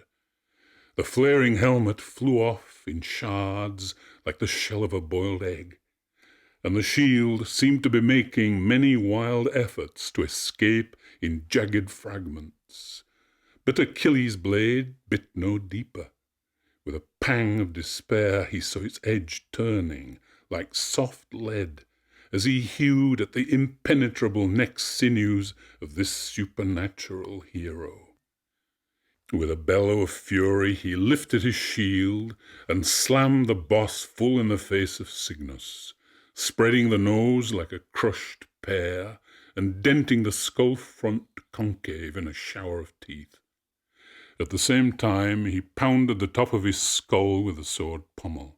Left, right, boss and pommel. Cygnus staggered backwards, his head on its anvil, under two giant hammers, his neck bones splintering, his jawbone lolling to his chest. Terror and bewilderment had already removed the world from Cygnus. A big rock blocked his retreat. He tripped backwards, splayed across it like a victim on an altar. And now Achilles hoisted him by his helpless legs and whirled his head through the vertical arc of his noble height like an axe slammed down onto the edged stones, then dropped on him, knee staving the rib cage. He gripped and twisted the thong, all that remained of the fled helmet, under his chin, a tourniquet that tightened with the full berserk might of Achilles, till the head almost came off, and Cygnus was dead. Achilles' eyes cleared as he kneeled there, panting and cooling. But now, as he undid the buckles that linked the corpse's gorgeous armour, he found his plunder empty. In those moments, Neptune's word had breathed in off the ocean, and carried away Cygnus on white wings, their each wing stroke yelping strangely. A bird with a long undulating neck and a bruised beak, aimed to land far beyond the horizon. Arachne. Minerva, goddess of weavers, had heard too much of Arachne. She had heard that the weaving of Arachne equalled her own or surpassed it. Arachne was humbly born. Her father laboured as a dyer of Phocian purple. Her mother had been humbly born. But Arachne was a prodigy. All Lydia marvelled at her. The nymphs came down from the vines on Tmolus as butterflies to a garden, to flock stunned around what flowered out of the warp and the weft under her fingers. Likewise the naiads of Pactolus, left sands of washed gold, to dazzle they wonder afresh on her latest. They swooned at all she did, not only as it lay done, but as each inch crept from under her touches. A grace like Minerva's, unearthly, moved her hands, whether she bundled the fleeces, or teased out the wool like Cirrus, or spun the yarn, or finally conjured her images into their places. Surely only Minerva could have taught her. Arachne laughed at the suggestion. Her sole instructor, she claimed, was her inborn skill. "Listen," she cried, "I challenge Minerva to weave better than I weave, and if she wins, let her do whatever she wants with me. I shan't care." Minerva came to Arachne as an old woman, panting and leaning on a stick. "Some things that age brings," she began, "are to be welcomed. Old experience teaches the thread of consequence cannot be broken. Listen to my warning. Give to mortals the tapestries that make you famous and foremost among mortal weavers, but give to the goddess your gratitude for the gift. Leave it to her to boast of you if she wants to, and ask her to forgive you for your reckless remarks against her. She will hear, and she will be merciful." Arachne turned from her loom.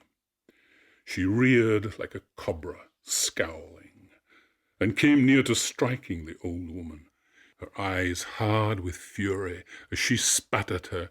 "Your brain totters like your decrepit body. You have lived too long.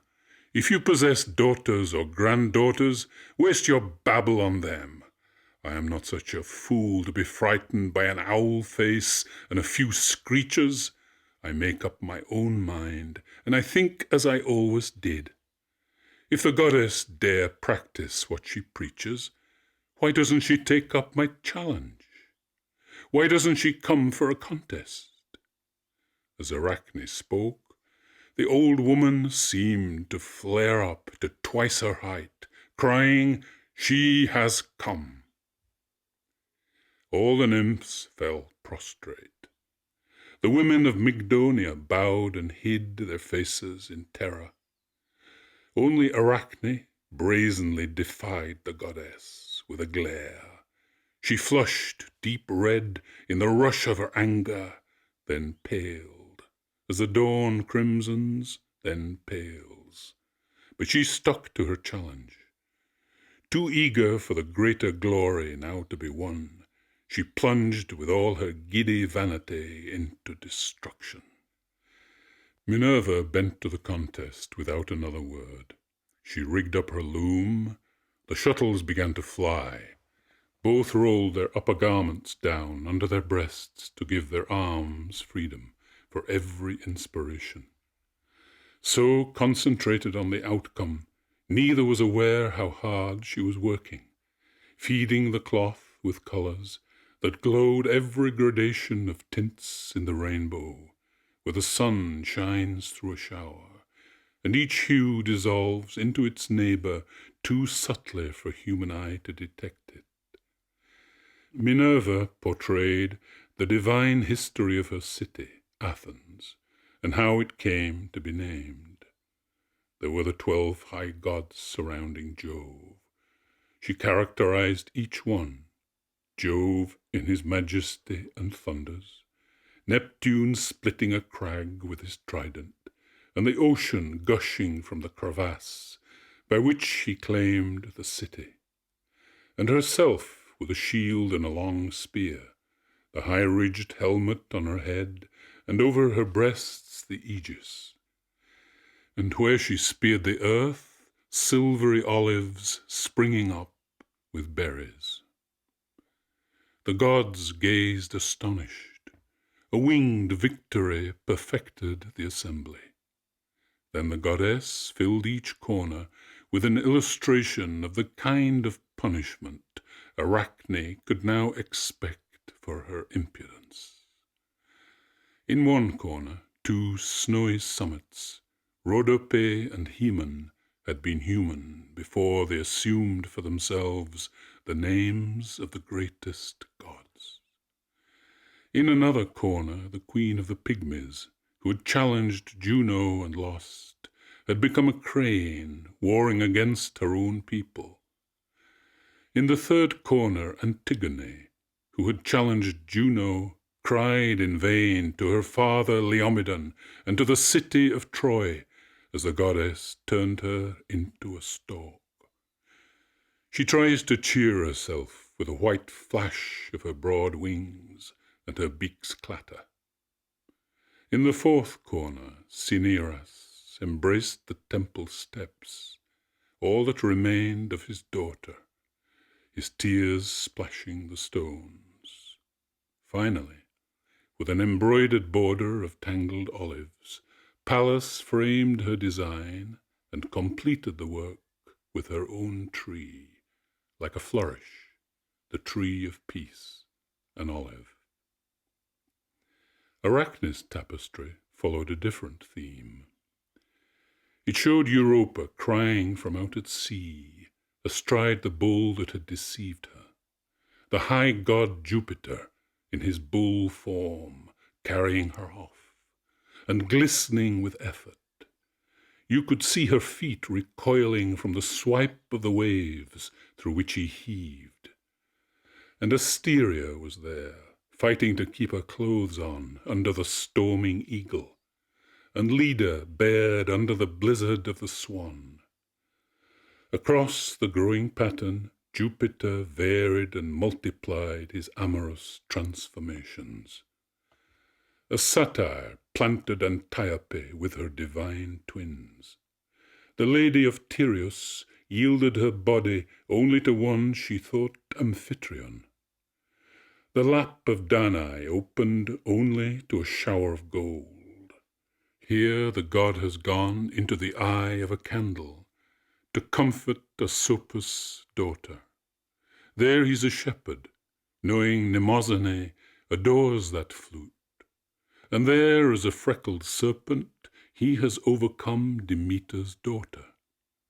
In each of these, Arachne gave Jove rich new life, then moved on to Neptune, who had become a great bull, too, to cope with the daughter of Aeolus. And as the god of a river sweeps Aeolus' wife away in a grasp that casts her up imprinted with twin suns, here a ram surprises Bisaltis. There a masterful horse circumvents the modesty of Demeter. A dolphin dives with Melantho, and the curse of Medusa's grisly beauty softens for a bird. Arachne captures them all as if she had copied each as it happened. Then she brings on Phoebus as a peasant, a falcon, a lion, last as a shepherd, seducing Isse, Macareus' daughter. Then Bacchus, with a bunch of grapes that are no grapes, deceiving Erigone. And there in the glowing weave, Saturn a stallion, begetting Chiron, half man and half pony. Arachne bordered her picture to close it with a sparkling wreath of cunningly knotted flowers and ivy. So it was finished. And neither the goddess nor jealousy herself could find a stitch in the entire work that was not perfection. Arachne's triumph was unbearable. Minerva tore from the loom that gallery of divine indiscretions and ripped it to rags. Then, all her power gone into exasperation, struck Arachne with her boxwood shuttle, one blow between the eyes, then another, then a third and a fourth. Arachne staggered away, groaning with indignation. She refused to live with the injustice. Making a noose and fitting it round her neck, she jumped into air, jerked at the rope's end, and dangled and spun.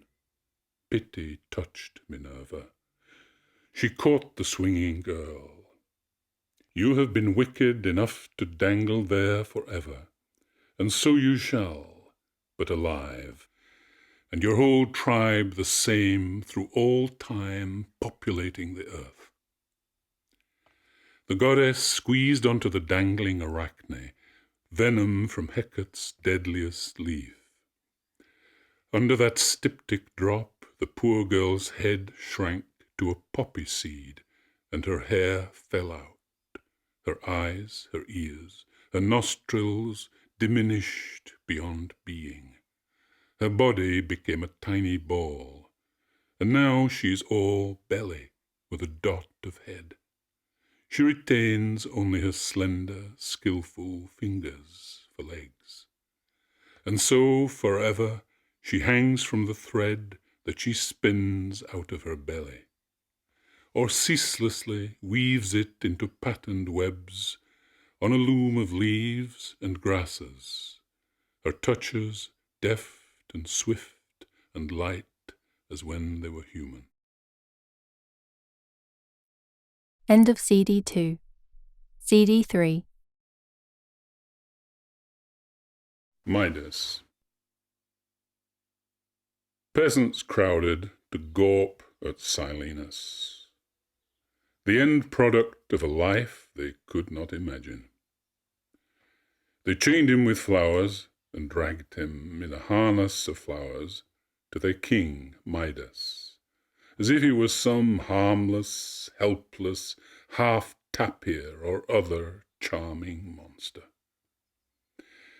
When Midas recognized him and honored him, fat and old and drunk as he was, as the companion of Bacchus, and restored him to the god, Bacchus was so grateful he offered to grant Midas any wish. Whatever the king wanted, it would be granted. Midas was overjoyed to hear this first approach, so promising, of his peculiar, horrible doom. He did not have to rack his brains. A certain fantasy hovered in his head perpetually, wistfully fondled all his thoughts by day, manipulated all his dreams by night. Now it saw its chance and seized his tongue. It shoved aside the billion, infinite opportunities for Midas to secure a happiness guaranteed within the human range of what is possible to a god. It grasped with a king's inane greed the fate I shall describe. Midas said, "Here is my wish. Let whatever I touch become gold. Yes, gold, the finest, the purest, the brightest."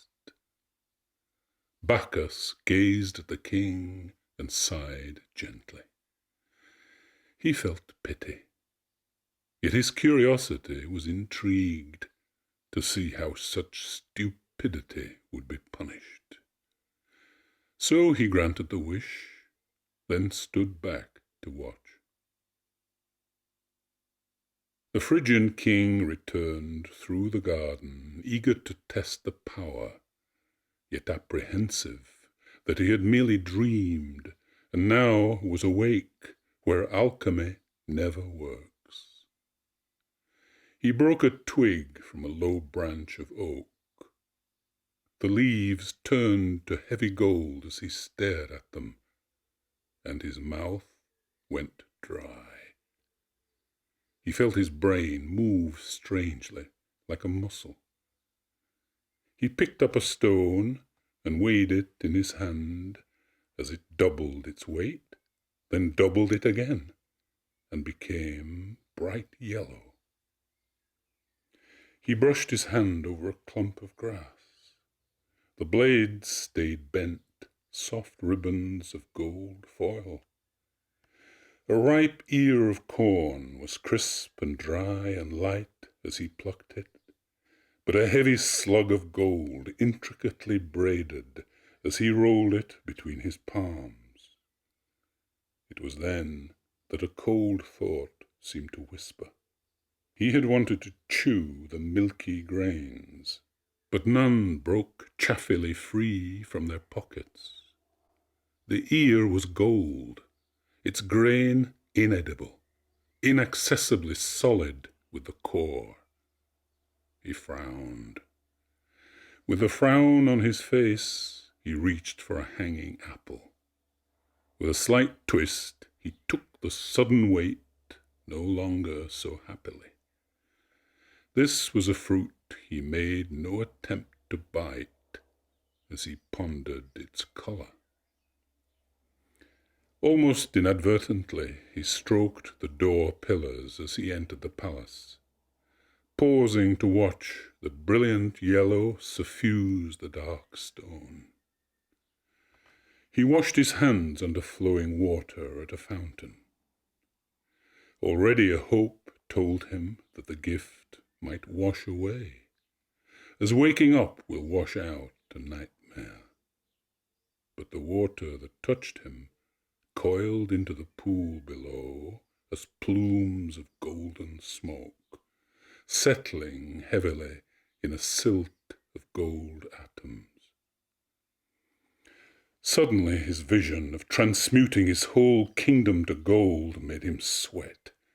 It chilled him as he sat at the table and reached for a roasted bird. The carcass toppled from his horrified fingers into his dish with a clunk, as if he had picked up a table ornament. He reached for bread, but could not break the plaque of gold that resembled a solid puddle smelted from ore. Almost in terror now, he reached for the goblet of wine.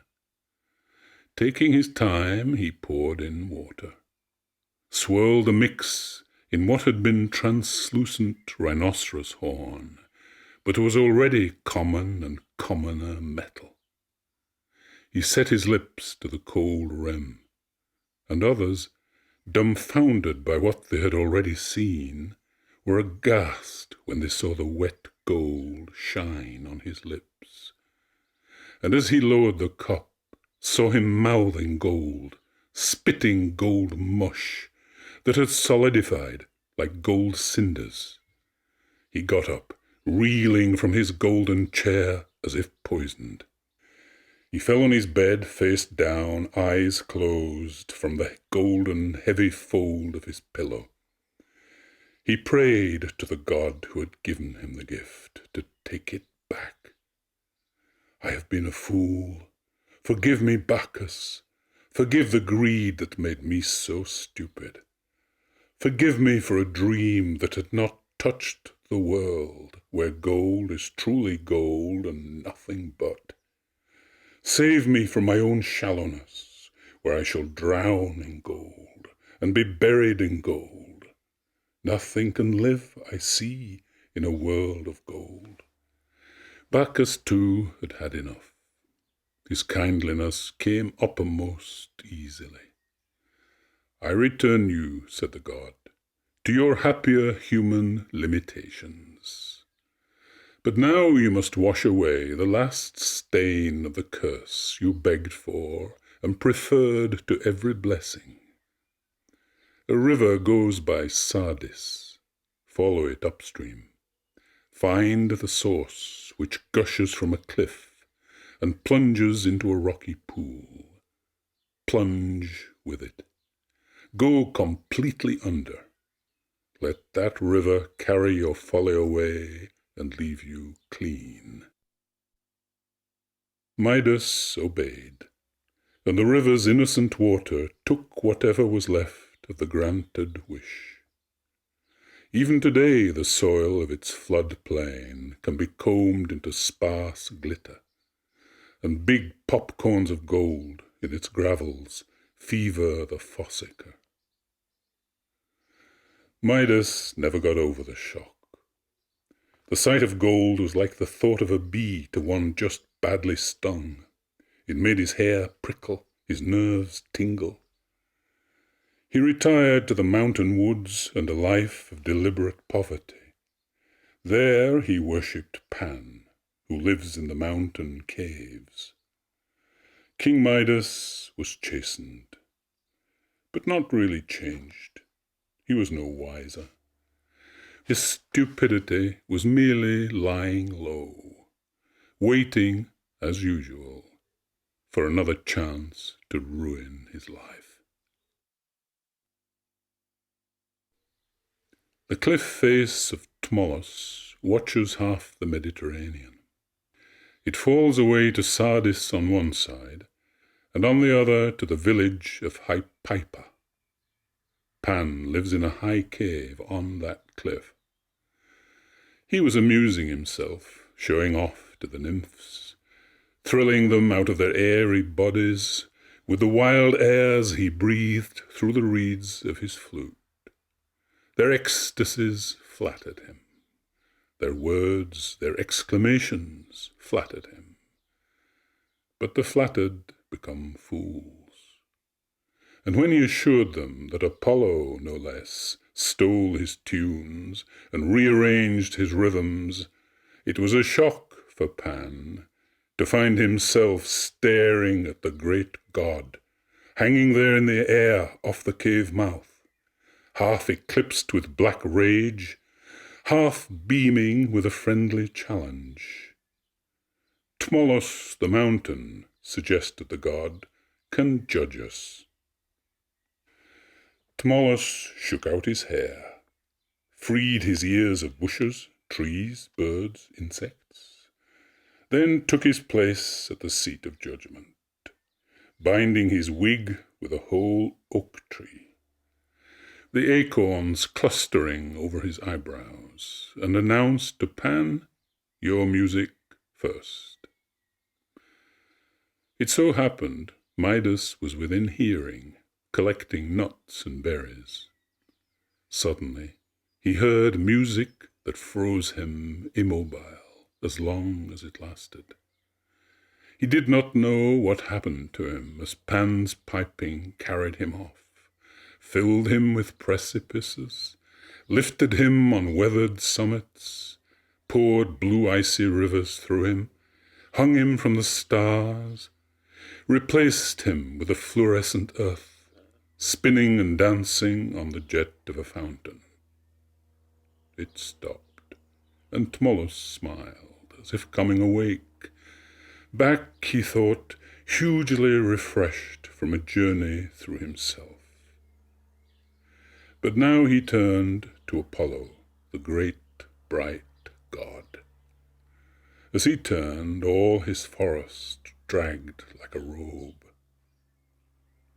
Apollo was serious. His illustrious hair burst from under a wreath of laurel, picked only moments ago on Parnassus. The fringe of his cloak of Tyrian purple was all that touched the earth. In his left hand, the lyre was a model in magical code of the earth and the heavens. Ivory of narwhal and elephant, diamonds from the interiors of stars. In his right hand he held the plectrum that could touch every wavelength in the universe, singly or simultaneously. Even his posture was like a tone, like a tuning fork, vibrant, alerting the whole earth, bringing heaven down to listen. Then the plectrum moved, and Tmolus, after the first chords, seemed to be about to decompose among the harmonics. He pulled himself together, but it was no use. He was helpless as the music dissolved him and poured him through the snakes and ladders of the creation and the decreation of the elements, and finally, bringing the sea horizon to an edge clean as a knife, restored him to his shaggy, crumpled self. Pan was humbled. Yes, he agreed. Apollo was the master. Tmolus was correct. The nymphs gazed at Apollo. They agreed. But then a petulant voice, a hard-angled, indignant, differing voice, came from behind a rock. Midas stood up. The judgment, he cried, is ignorant, stupid, and merely favors power. Apollo's efforts are nothing but interior decoration by artificial light for the chic, the effete. Pan is the real thing, the true voice of the subatomic. Apollo's face seemed to writhe momentarily as he converted this clown's darkness to light, then pointed his plectrum at the ears that had misheard so grievously. Abruptly those ears lolled, long and animal, on either side of Midas' impertinent face. Revolving at the root, grey-whiskered, bristly, the familiar ears of a big ass. The king, feeling the change, grabbed to hang on to his ears. Then he had some seconds of pure terror, waiting for the rest of his body to follow. But the ears used up the power of the plectrum. This was the god's decision. The king lived on, human, wagging the ears of a donkey. Midas crept away. Every few paces he felt at his ears and groaned. He slunk back to his palace. He needed comfort.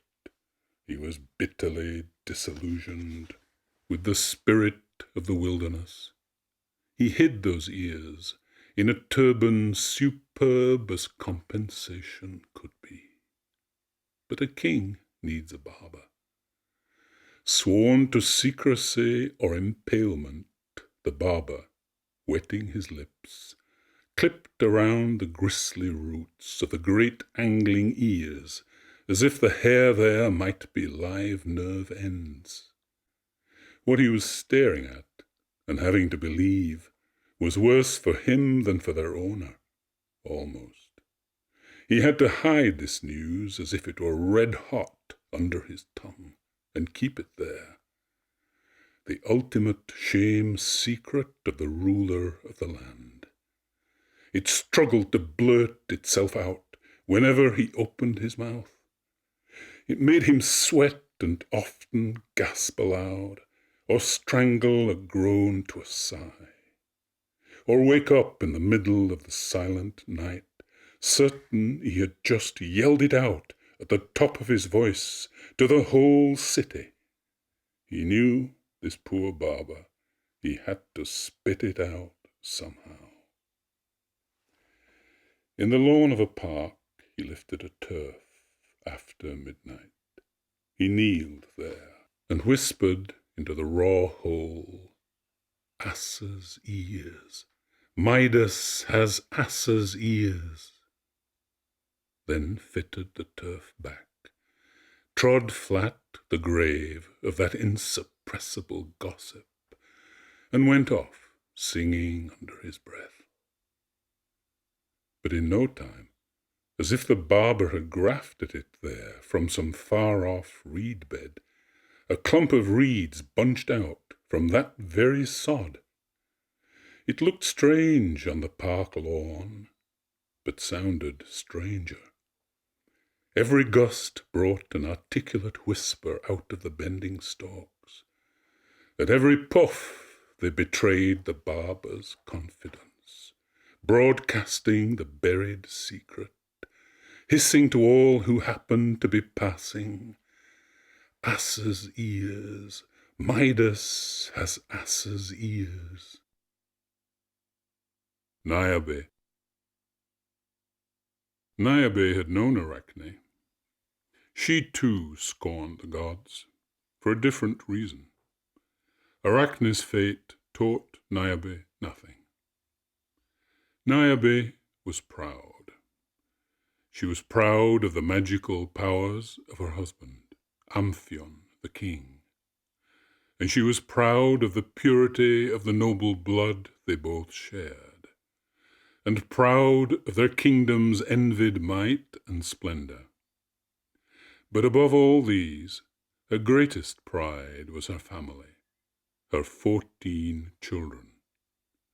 And it is true, Niobe, of all mothers, would have been the most blessed, if only she had not boasted that she, of all mothers, was the most blessed.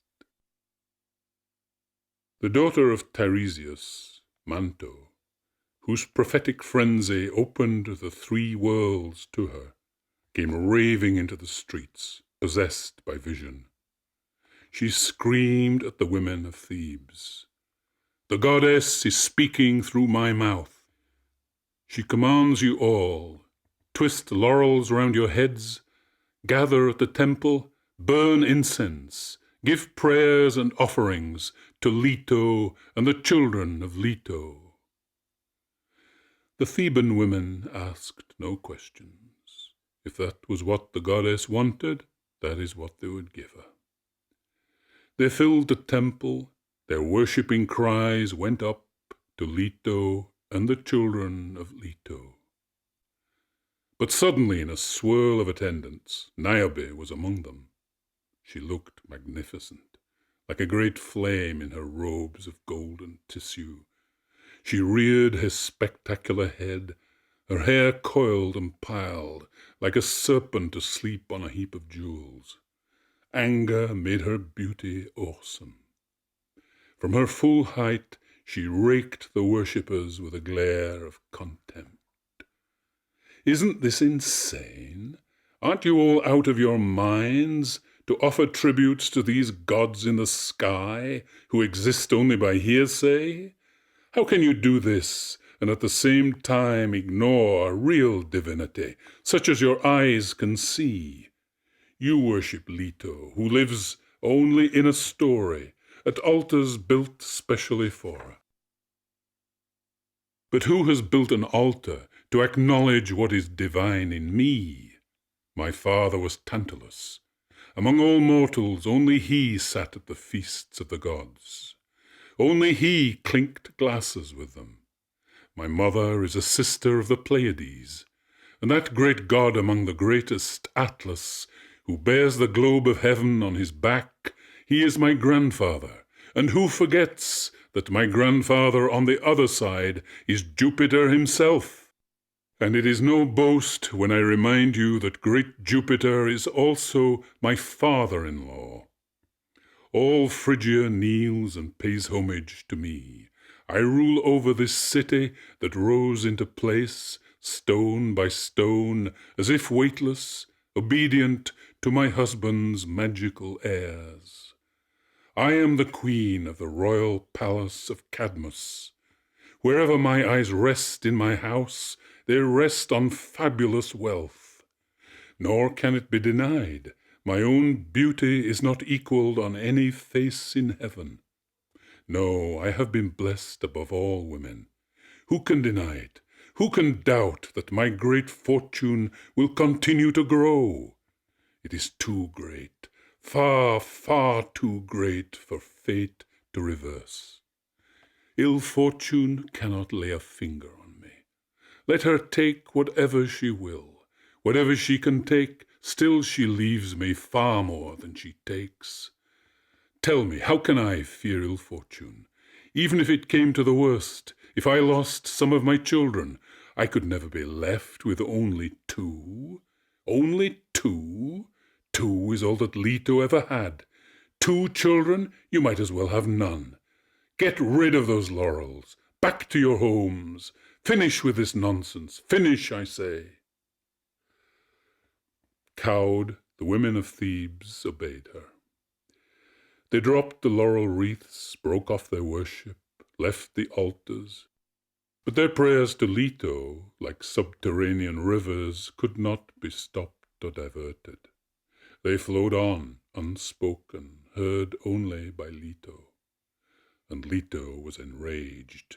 She climbed to the top of Cynthus and cried out to her children, the twins, none other than Apollo and Diana, so lightly dismissed by the Phrygian queen. "Your mother is calling you," she cried. "Your mother who is so proud of being your mother. In heaven I take second place to none except Juno herself. Hear me, my children. Your mother's divinity is being denied. Women loyal to me from the beginning are forbidden to worship at my altar. Niobe has forbidden it. Oh, help me. The daughter of Tantalus has inherited all her father's blasphemous folly. Not only has she emptied my temples, she drives me mad with insults, derision, and tells the whole world her 14 children are 1,000 times superior to my 2. Compared to her, I am childless. Oh, my children, double her mockery back into her own mouth. Let her swallow its meaning." Leto could have gone on, but her great son Apollo spoke. "Mother, your words merely prolong Niobe's delusion." He exchanged a signal with his sister. Together they sailed through the sky, like an eclipse in a cloud, till they hung over the city of Cadmos. Outside the city, a broad plain smoked like a burning ground, pounded bare and hard by charioteers and horsemen, to and fro exercising their horses. Niobe's sons were out there, astride gaudy saddle-cloths, their gold-studded reins bunched in their fingers, managing muscular horses. Ismenus, Niobe's eldest, was reining his horse hard, bringing it round in a tight circle, when his spine snapped, and a bellow forced his mouth open, as a broad-headed, bright red arrow came clean through him. The reins fell loose. For a moment he embraced the horse's neck limply, then slid from its right shoulder. Sipylus looked wildly upward.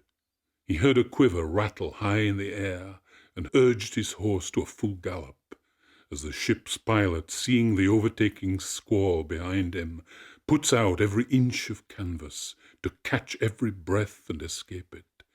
But it was no good. The god's arrow was already there, the feathers squatting in the nape of his neck, the long shaft sticking from his Adam's apple. He bowed over the horse's mane and simply rolled on forward and down under the hooves that churned his limbs briefly, scattering the blood. Phydemus was no luckier. With his brother, who had inherited the ominous name of his grandfather Tantalus, he had left the horses. These two were doing what they loved best, wrestling together with oiled bodies, and were locked chest to chest, each straining to fold the other backwards, when the arrow from the unerring bow of Apollo slammed through both and nailed them together. Each thought his backbone broken by the other.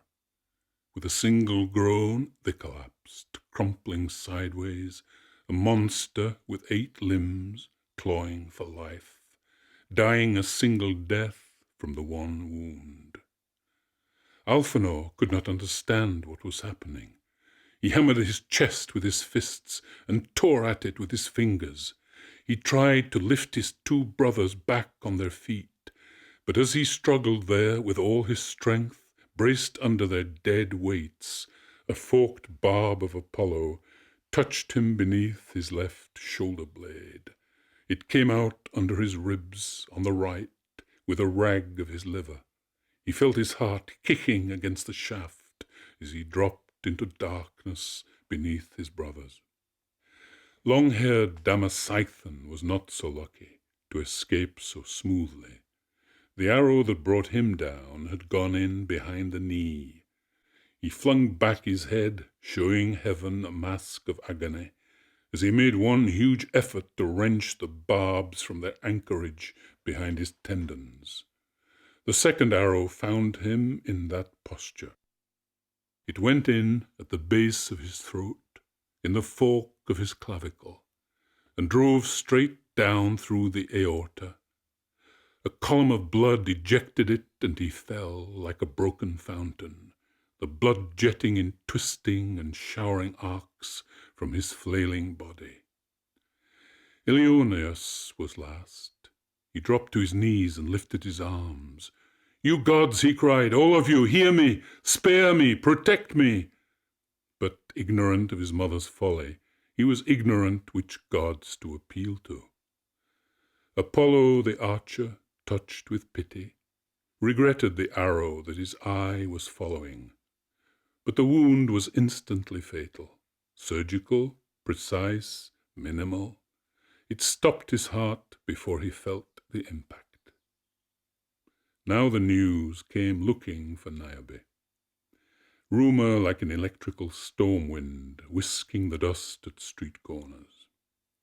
People huddling together, then scattering in an uproar of wails, till at last her own family burst in on her, shrieking. She heard it, unable to believe, knowing it all true, as a severed limb cannot feel, astounded that the gods could do so much so swiftly, aghast that they had the power to do it, enraged that they had dared. The final blow fell on her as if she were already senseless. Amphion, her husband, hearing the news, had stabbed himself, ending his grief with his life.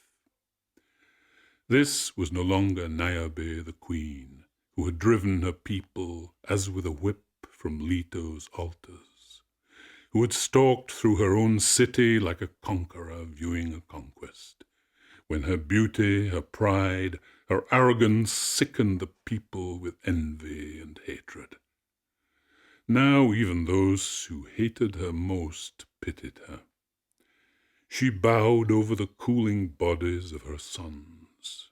She kissed them as if she could give them a lifetime of kisses in these moments. She lifted her bruised arms. "Leto," she cried, "feast yourself on your triumph, which is my misery. I have died 7 deaths at your hands.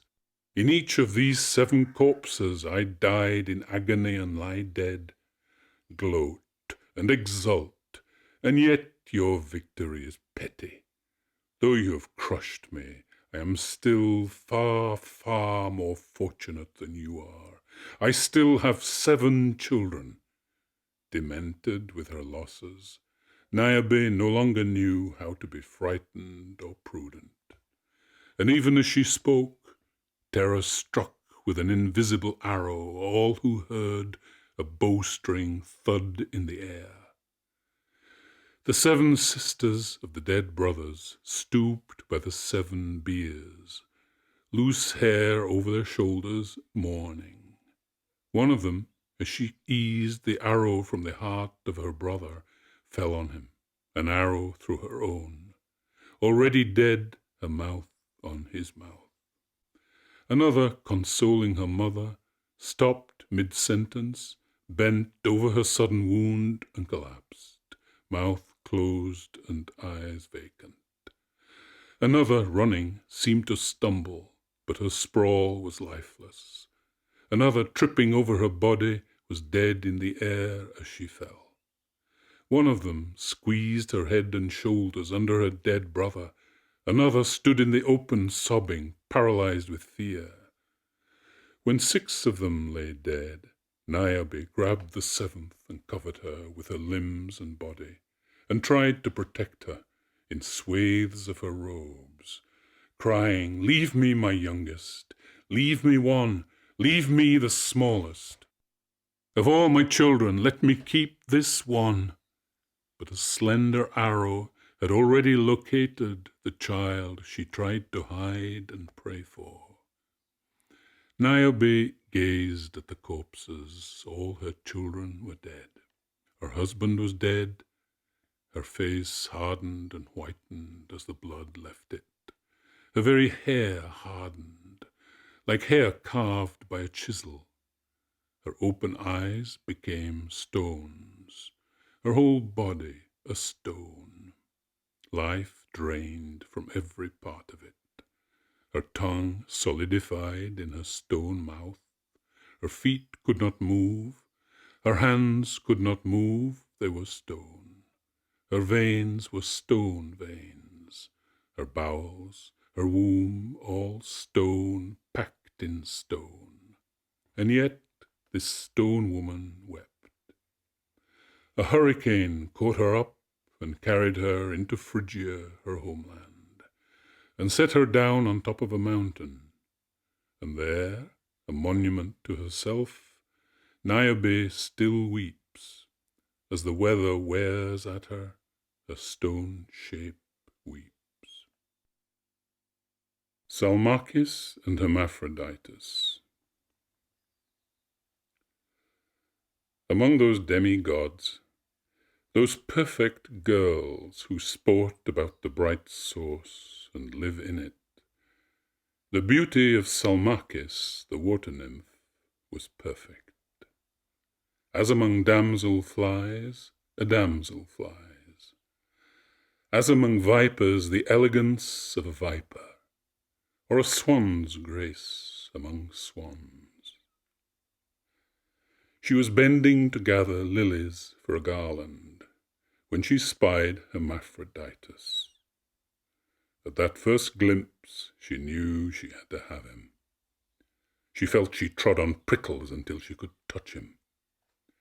She held back only a moment, checked her girdle, the swing of her hem, her cleavage, let her lust flood, hot and startled, into her cheek, eyes, lips, made her whole face open as a flower that offers itself wet with nectar. Then she spoke. "Do you mind if I say you are beautiful? Seen from where I stand, you could be a god. Are you a god? If you are human, what a lucky sister. As for the mother who held you and pushed her nipple between your lips, I am already sick with envy of her. I dare not think of a naked wife in your bed. If she exists, I dare not think of her bliss. Let me beg a taste, one little sip of her huge happiness, a secret between us. But if you are unmarried, here I am. Let us lie down and make our own bridal bed, where we can love each other to sleep and awaken each other." The boy blushed. He had no idea what she was talking about.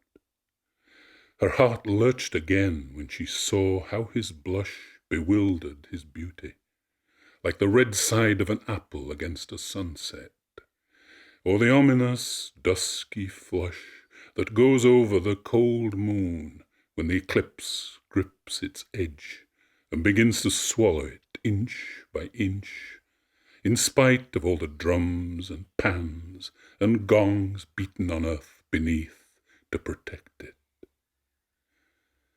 Then the nymph slid her arms around his neck and asked for a kiss, one brotherly kiss. "Get away," he cried. "Let me go, or I'm off, and you can sit here on your basket of tricks all by yourself." That scared Salmacis. She thought he really might go. "Oh no, forgive me," she sobbed.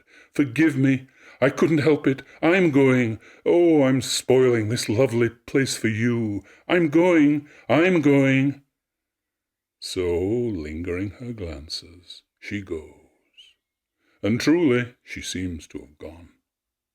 In fact, she is ducked behind a bush. There she kneels, motionless, head lifted, her eye fixed like the eye of a leopard. He plays, careless as a child, roams about happily, thinking he's utterly alone. He paddles into the pool's edge, goes deeper. The cool pulse of the spring, warping the clarity, massages his knees, delicious. He peels off his tunic, and the air makes free with all that had been hidden. freshens his nudity. Under the leaves, Salmacis groaned softly and began to tremble. As the sun catches a twisting mirror surface with a splinter of glare, her own gaze flamed and hurt her. She was already up and leaping towards him. She had grabbed him with all her strength, yet still she crouched where she was, shaking all over, letting this go through her like a dreadful cramp.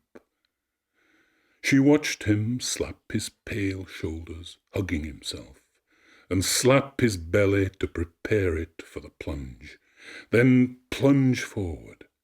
And suddenly he was swimming, a head bobbing, chin surging through the build of a bow wave, shoulders liquefied, legs as if at home in the frog's grotto. Within a heave of lustre, limpid as air, like a man of ivory glossed in glass, or a lily in a bulb of crystal. "I've won!" shrieked Salmacis. "He's mine!" She could not help herself. "He's mine!" she laughed, and with a couple of bounds hit the pool stark naked, in a rocking crash and thump of water, the slips of her raiment settling wherever they happened to fall. Then out of the upheaval her arms reach and wind round him, and slippery as the roots of big lilies but far stronger, her legs below wind round him. He flounders and goes under, all his strength fighting to get back up through a cloud of bubbles, leaving him helpless to her burrowing kisses. Burning for air, he can do nothing as her hands hunt over him, and as her body knots itself every way around him, like a sinewy otter hunting some kind of fish that flees hither and thither inside him.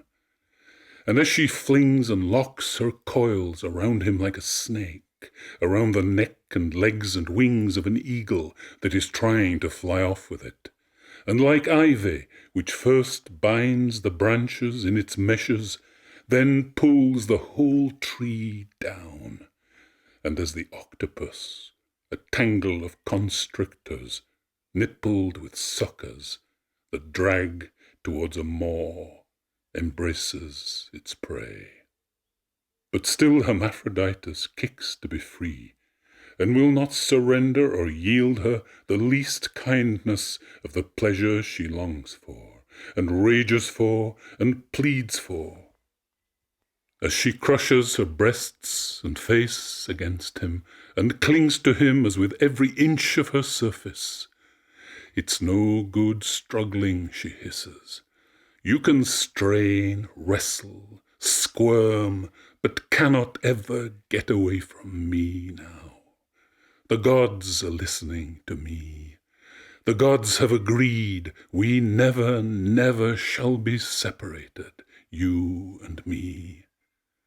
The gods heard her frenzy and smiled. And there in the giddy boil the two bodies melted into a single body, seamless as the water. Pyramus and Thisbe. Throughout the East, men spoke in awe of Thisbe, a girl who had suddenly bloomed in Babylon, the mud-brick city.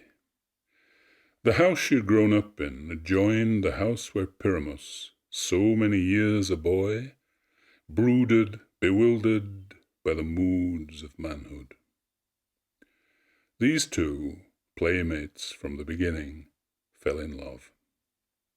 For angry reasons no part of the story, the parents of each forbade their child to marry the other. That was that. But prohibition feeds love, though theirs needed no feeding. Through signs, their addiction to each other was absolute, helpless, terminal. And the worse for being hidden. The more smothered their glances, the more agonized the look that leapt the gap. In the shared wall that divided their houses, earth tremors had opened a fissure. For years neither household had noticed. But these lovers noticed.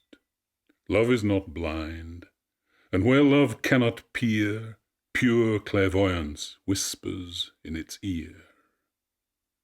This crack, this dusty crawl space for a spider, became the highway of their love murmurs. Brows to the plaster, lips to the leak of air, and cooking smells from the other interior, the lovers kneeled, confessing their passion, sealing their two fates with a fracture. Sometimes they slapped the wall in frustration. How can a wall be so jealous, so deaf to us, so grudging with permission? If you can open this far for our voices, why not fall wide open? Let us kiss. Let us join bodies as well as voices. No, that would be too much. That would mean the wall repaired to part us utterly. O wall, we are grateful. Nowhere in the world but in this tiny crack may our great loves invisibly to us meet and mingle. Then each would kiss the crack in the cold plaster, their own side of the wall, with a parting kiss. This could not go on for long. One day at their confessional, they decided to obey love and risk everything. They made their plan. That night they would somehow escape from their guarded houses, leave the city, and tryst in the open country.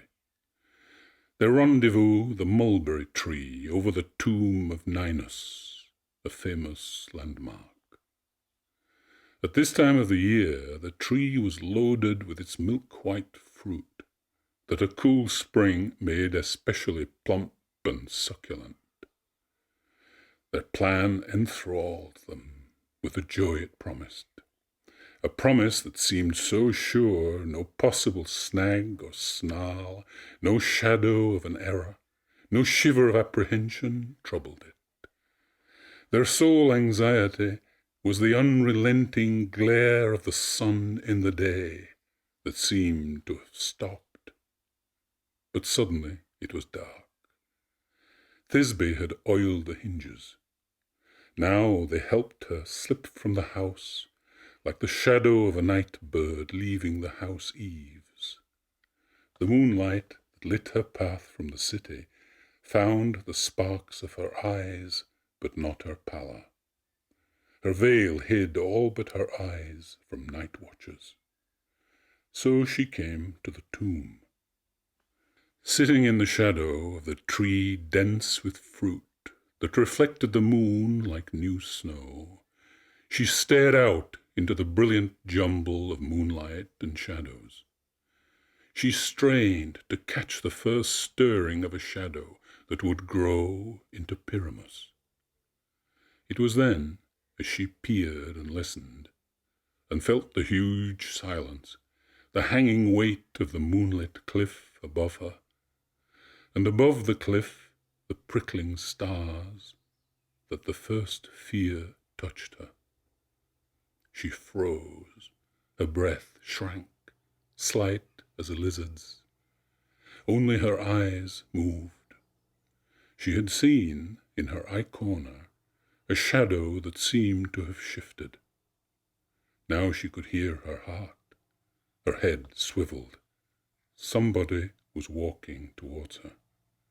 She stood. She leaned to the tree, her legs trembling.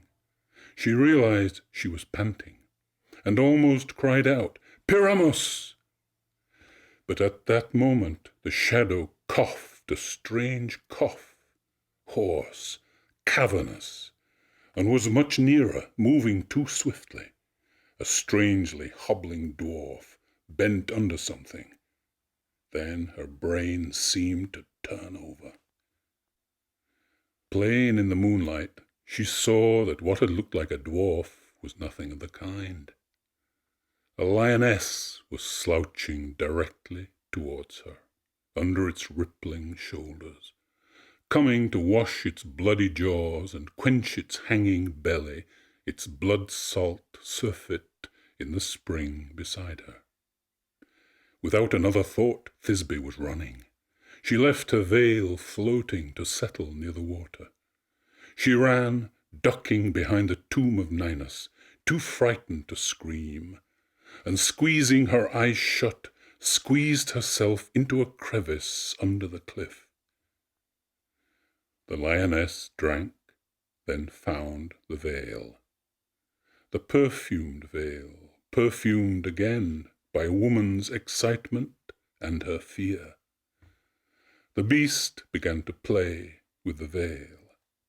Forepaws tore downwards, jaw ripped upwards, and the veil towelled the blood from the sodden muzzle and from the fangs. Soon the beast lost interest in this empty skin so savourless, and the beautiful weave was abandoned. The lioness went off. She was absorbed among the moonlit rocks as if she had never happened. Only the veil waited for Pyramus, who now emerged running, his shadow vaulting beside him. Both stopped at the spring. The lion's footprints, alien, deep, unwelcome, printed the spring's margin.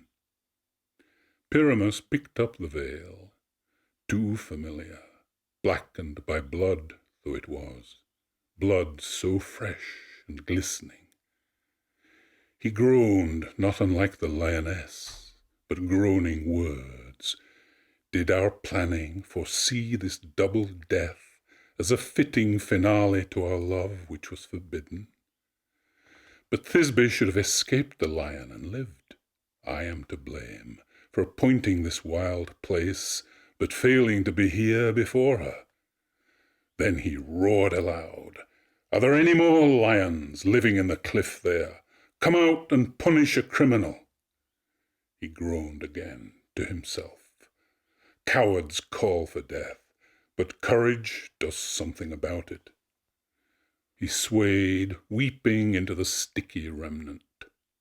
Let our blood mingle as never in love in this veil torn by a lion. He set his sword point to his chest and ran at the tree, burying the blade to the hilt. Then, with his last effort, pulled it from the wound. When a lead conduit splits, the compressed water jets like a fountain.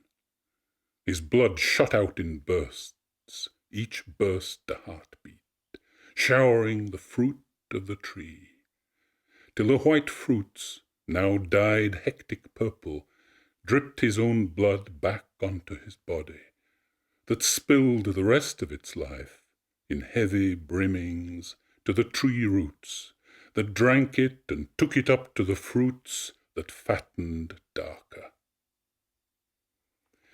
Thisbe's fear for Pyramus and the lion, and, almost worse, the thought that he might have arrived and be at the tomb without her, brought her running.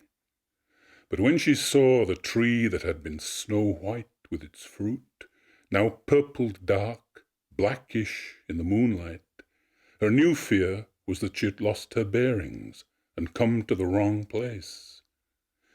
Then she heard a grunting cough in the tree's shadow, and saw the body sprawl as if in sleep into the moonlight. Now she screamed. Unafraid of the lion, again and again she screamed. She embraced his corpse, fierce as any lion, more passionately than she had ever dreamed of embracing it in life. She screamed to him to wake up and speak to her. His eyes opened a moment, but death was closing their light as they gazed at her. Thisbe looked down at her hand. It was clutching the soggy rag of her veil. She saw his scabbard empty. It was your love that persuaded your own hand to kill you. My love is as great, my hand as ready. Once I am with you, my story can be told. the cause of your death, but your consolation forever. Death has divided us, so it is right that death should bring us together in an unbreakable wedlock. Parents, as you find our bodies, limbs entwined, stiffened in a single knot, do not separate us, burn us as we lived, in the one flame. And you who live on, with your boughs laden, over two stripped of their blossom, their seed, and their life, remember how we died. Remember us by the colour of our blood in your fruit. So when men gather your fruit and crush its ripeness, let them think of our deaths. She spoke, then set the point of the warm sword beneath her breast and fell on it. With her last strength she wound him with her arms and legs. The gods were listening and were touched, and the gods touched their parents. Ever after, mulberries, as they ripen, darken purple. And the two lovers, in their love knot, one pile of inseparable ashes, were closed in a single urn.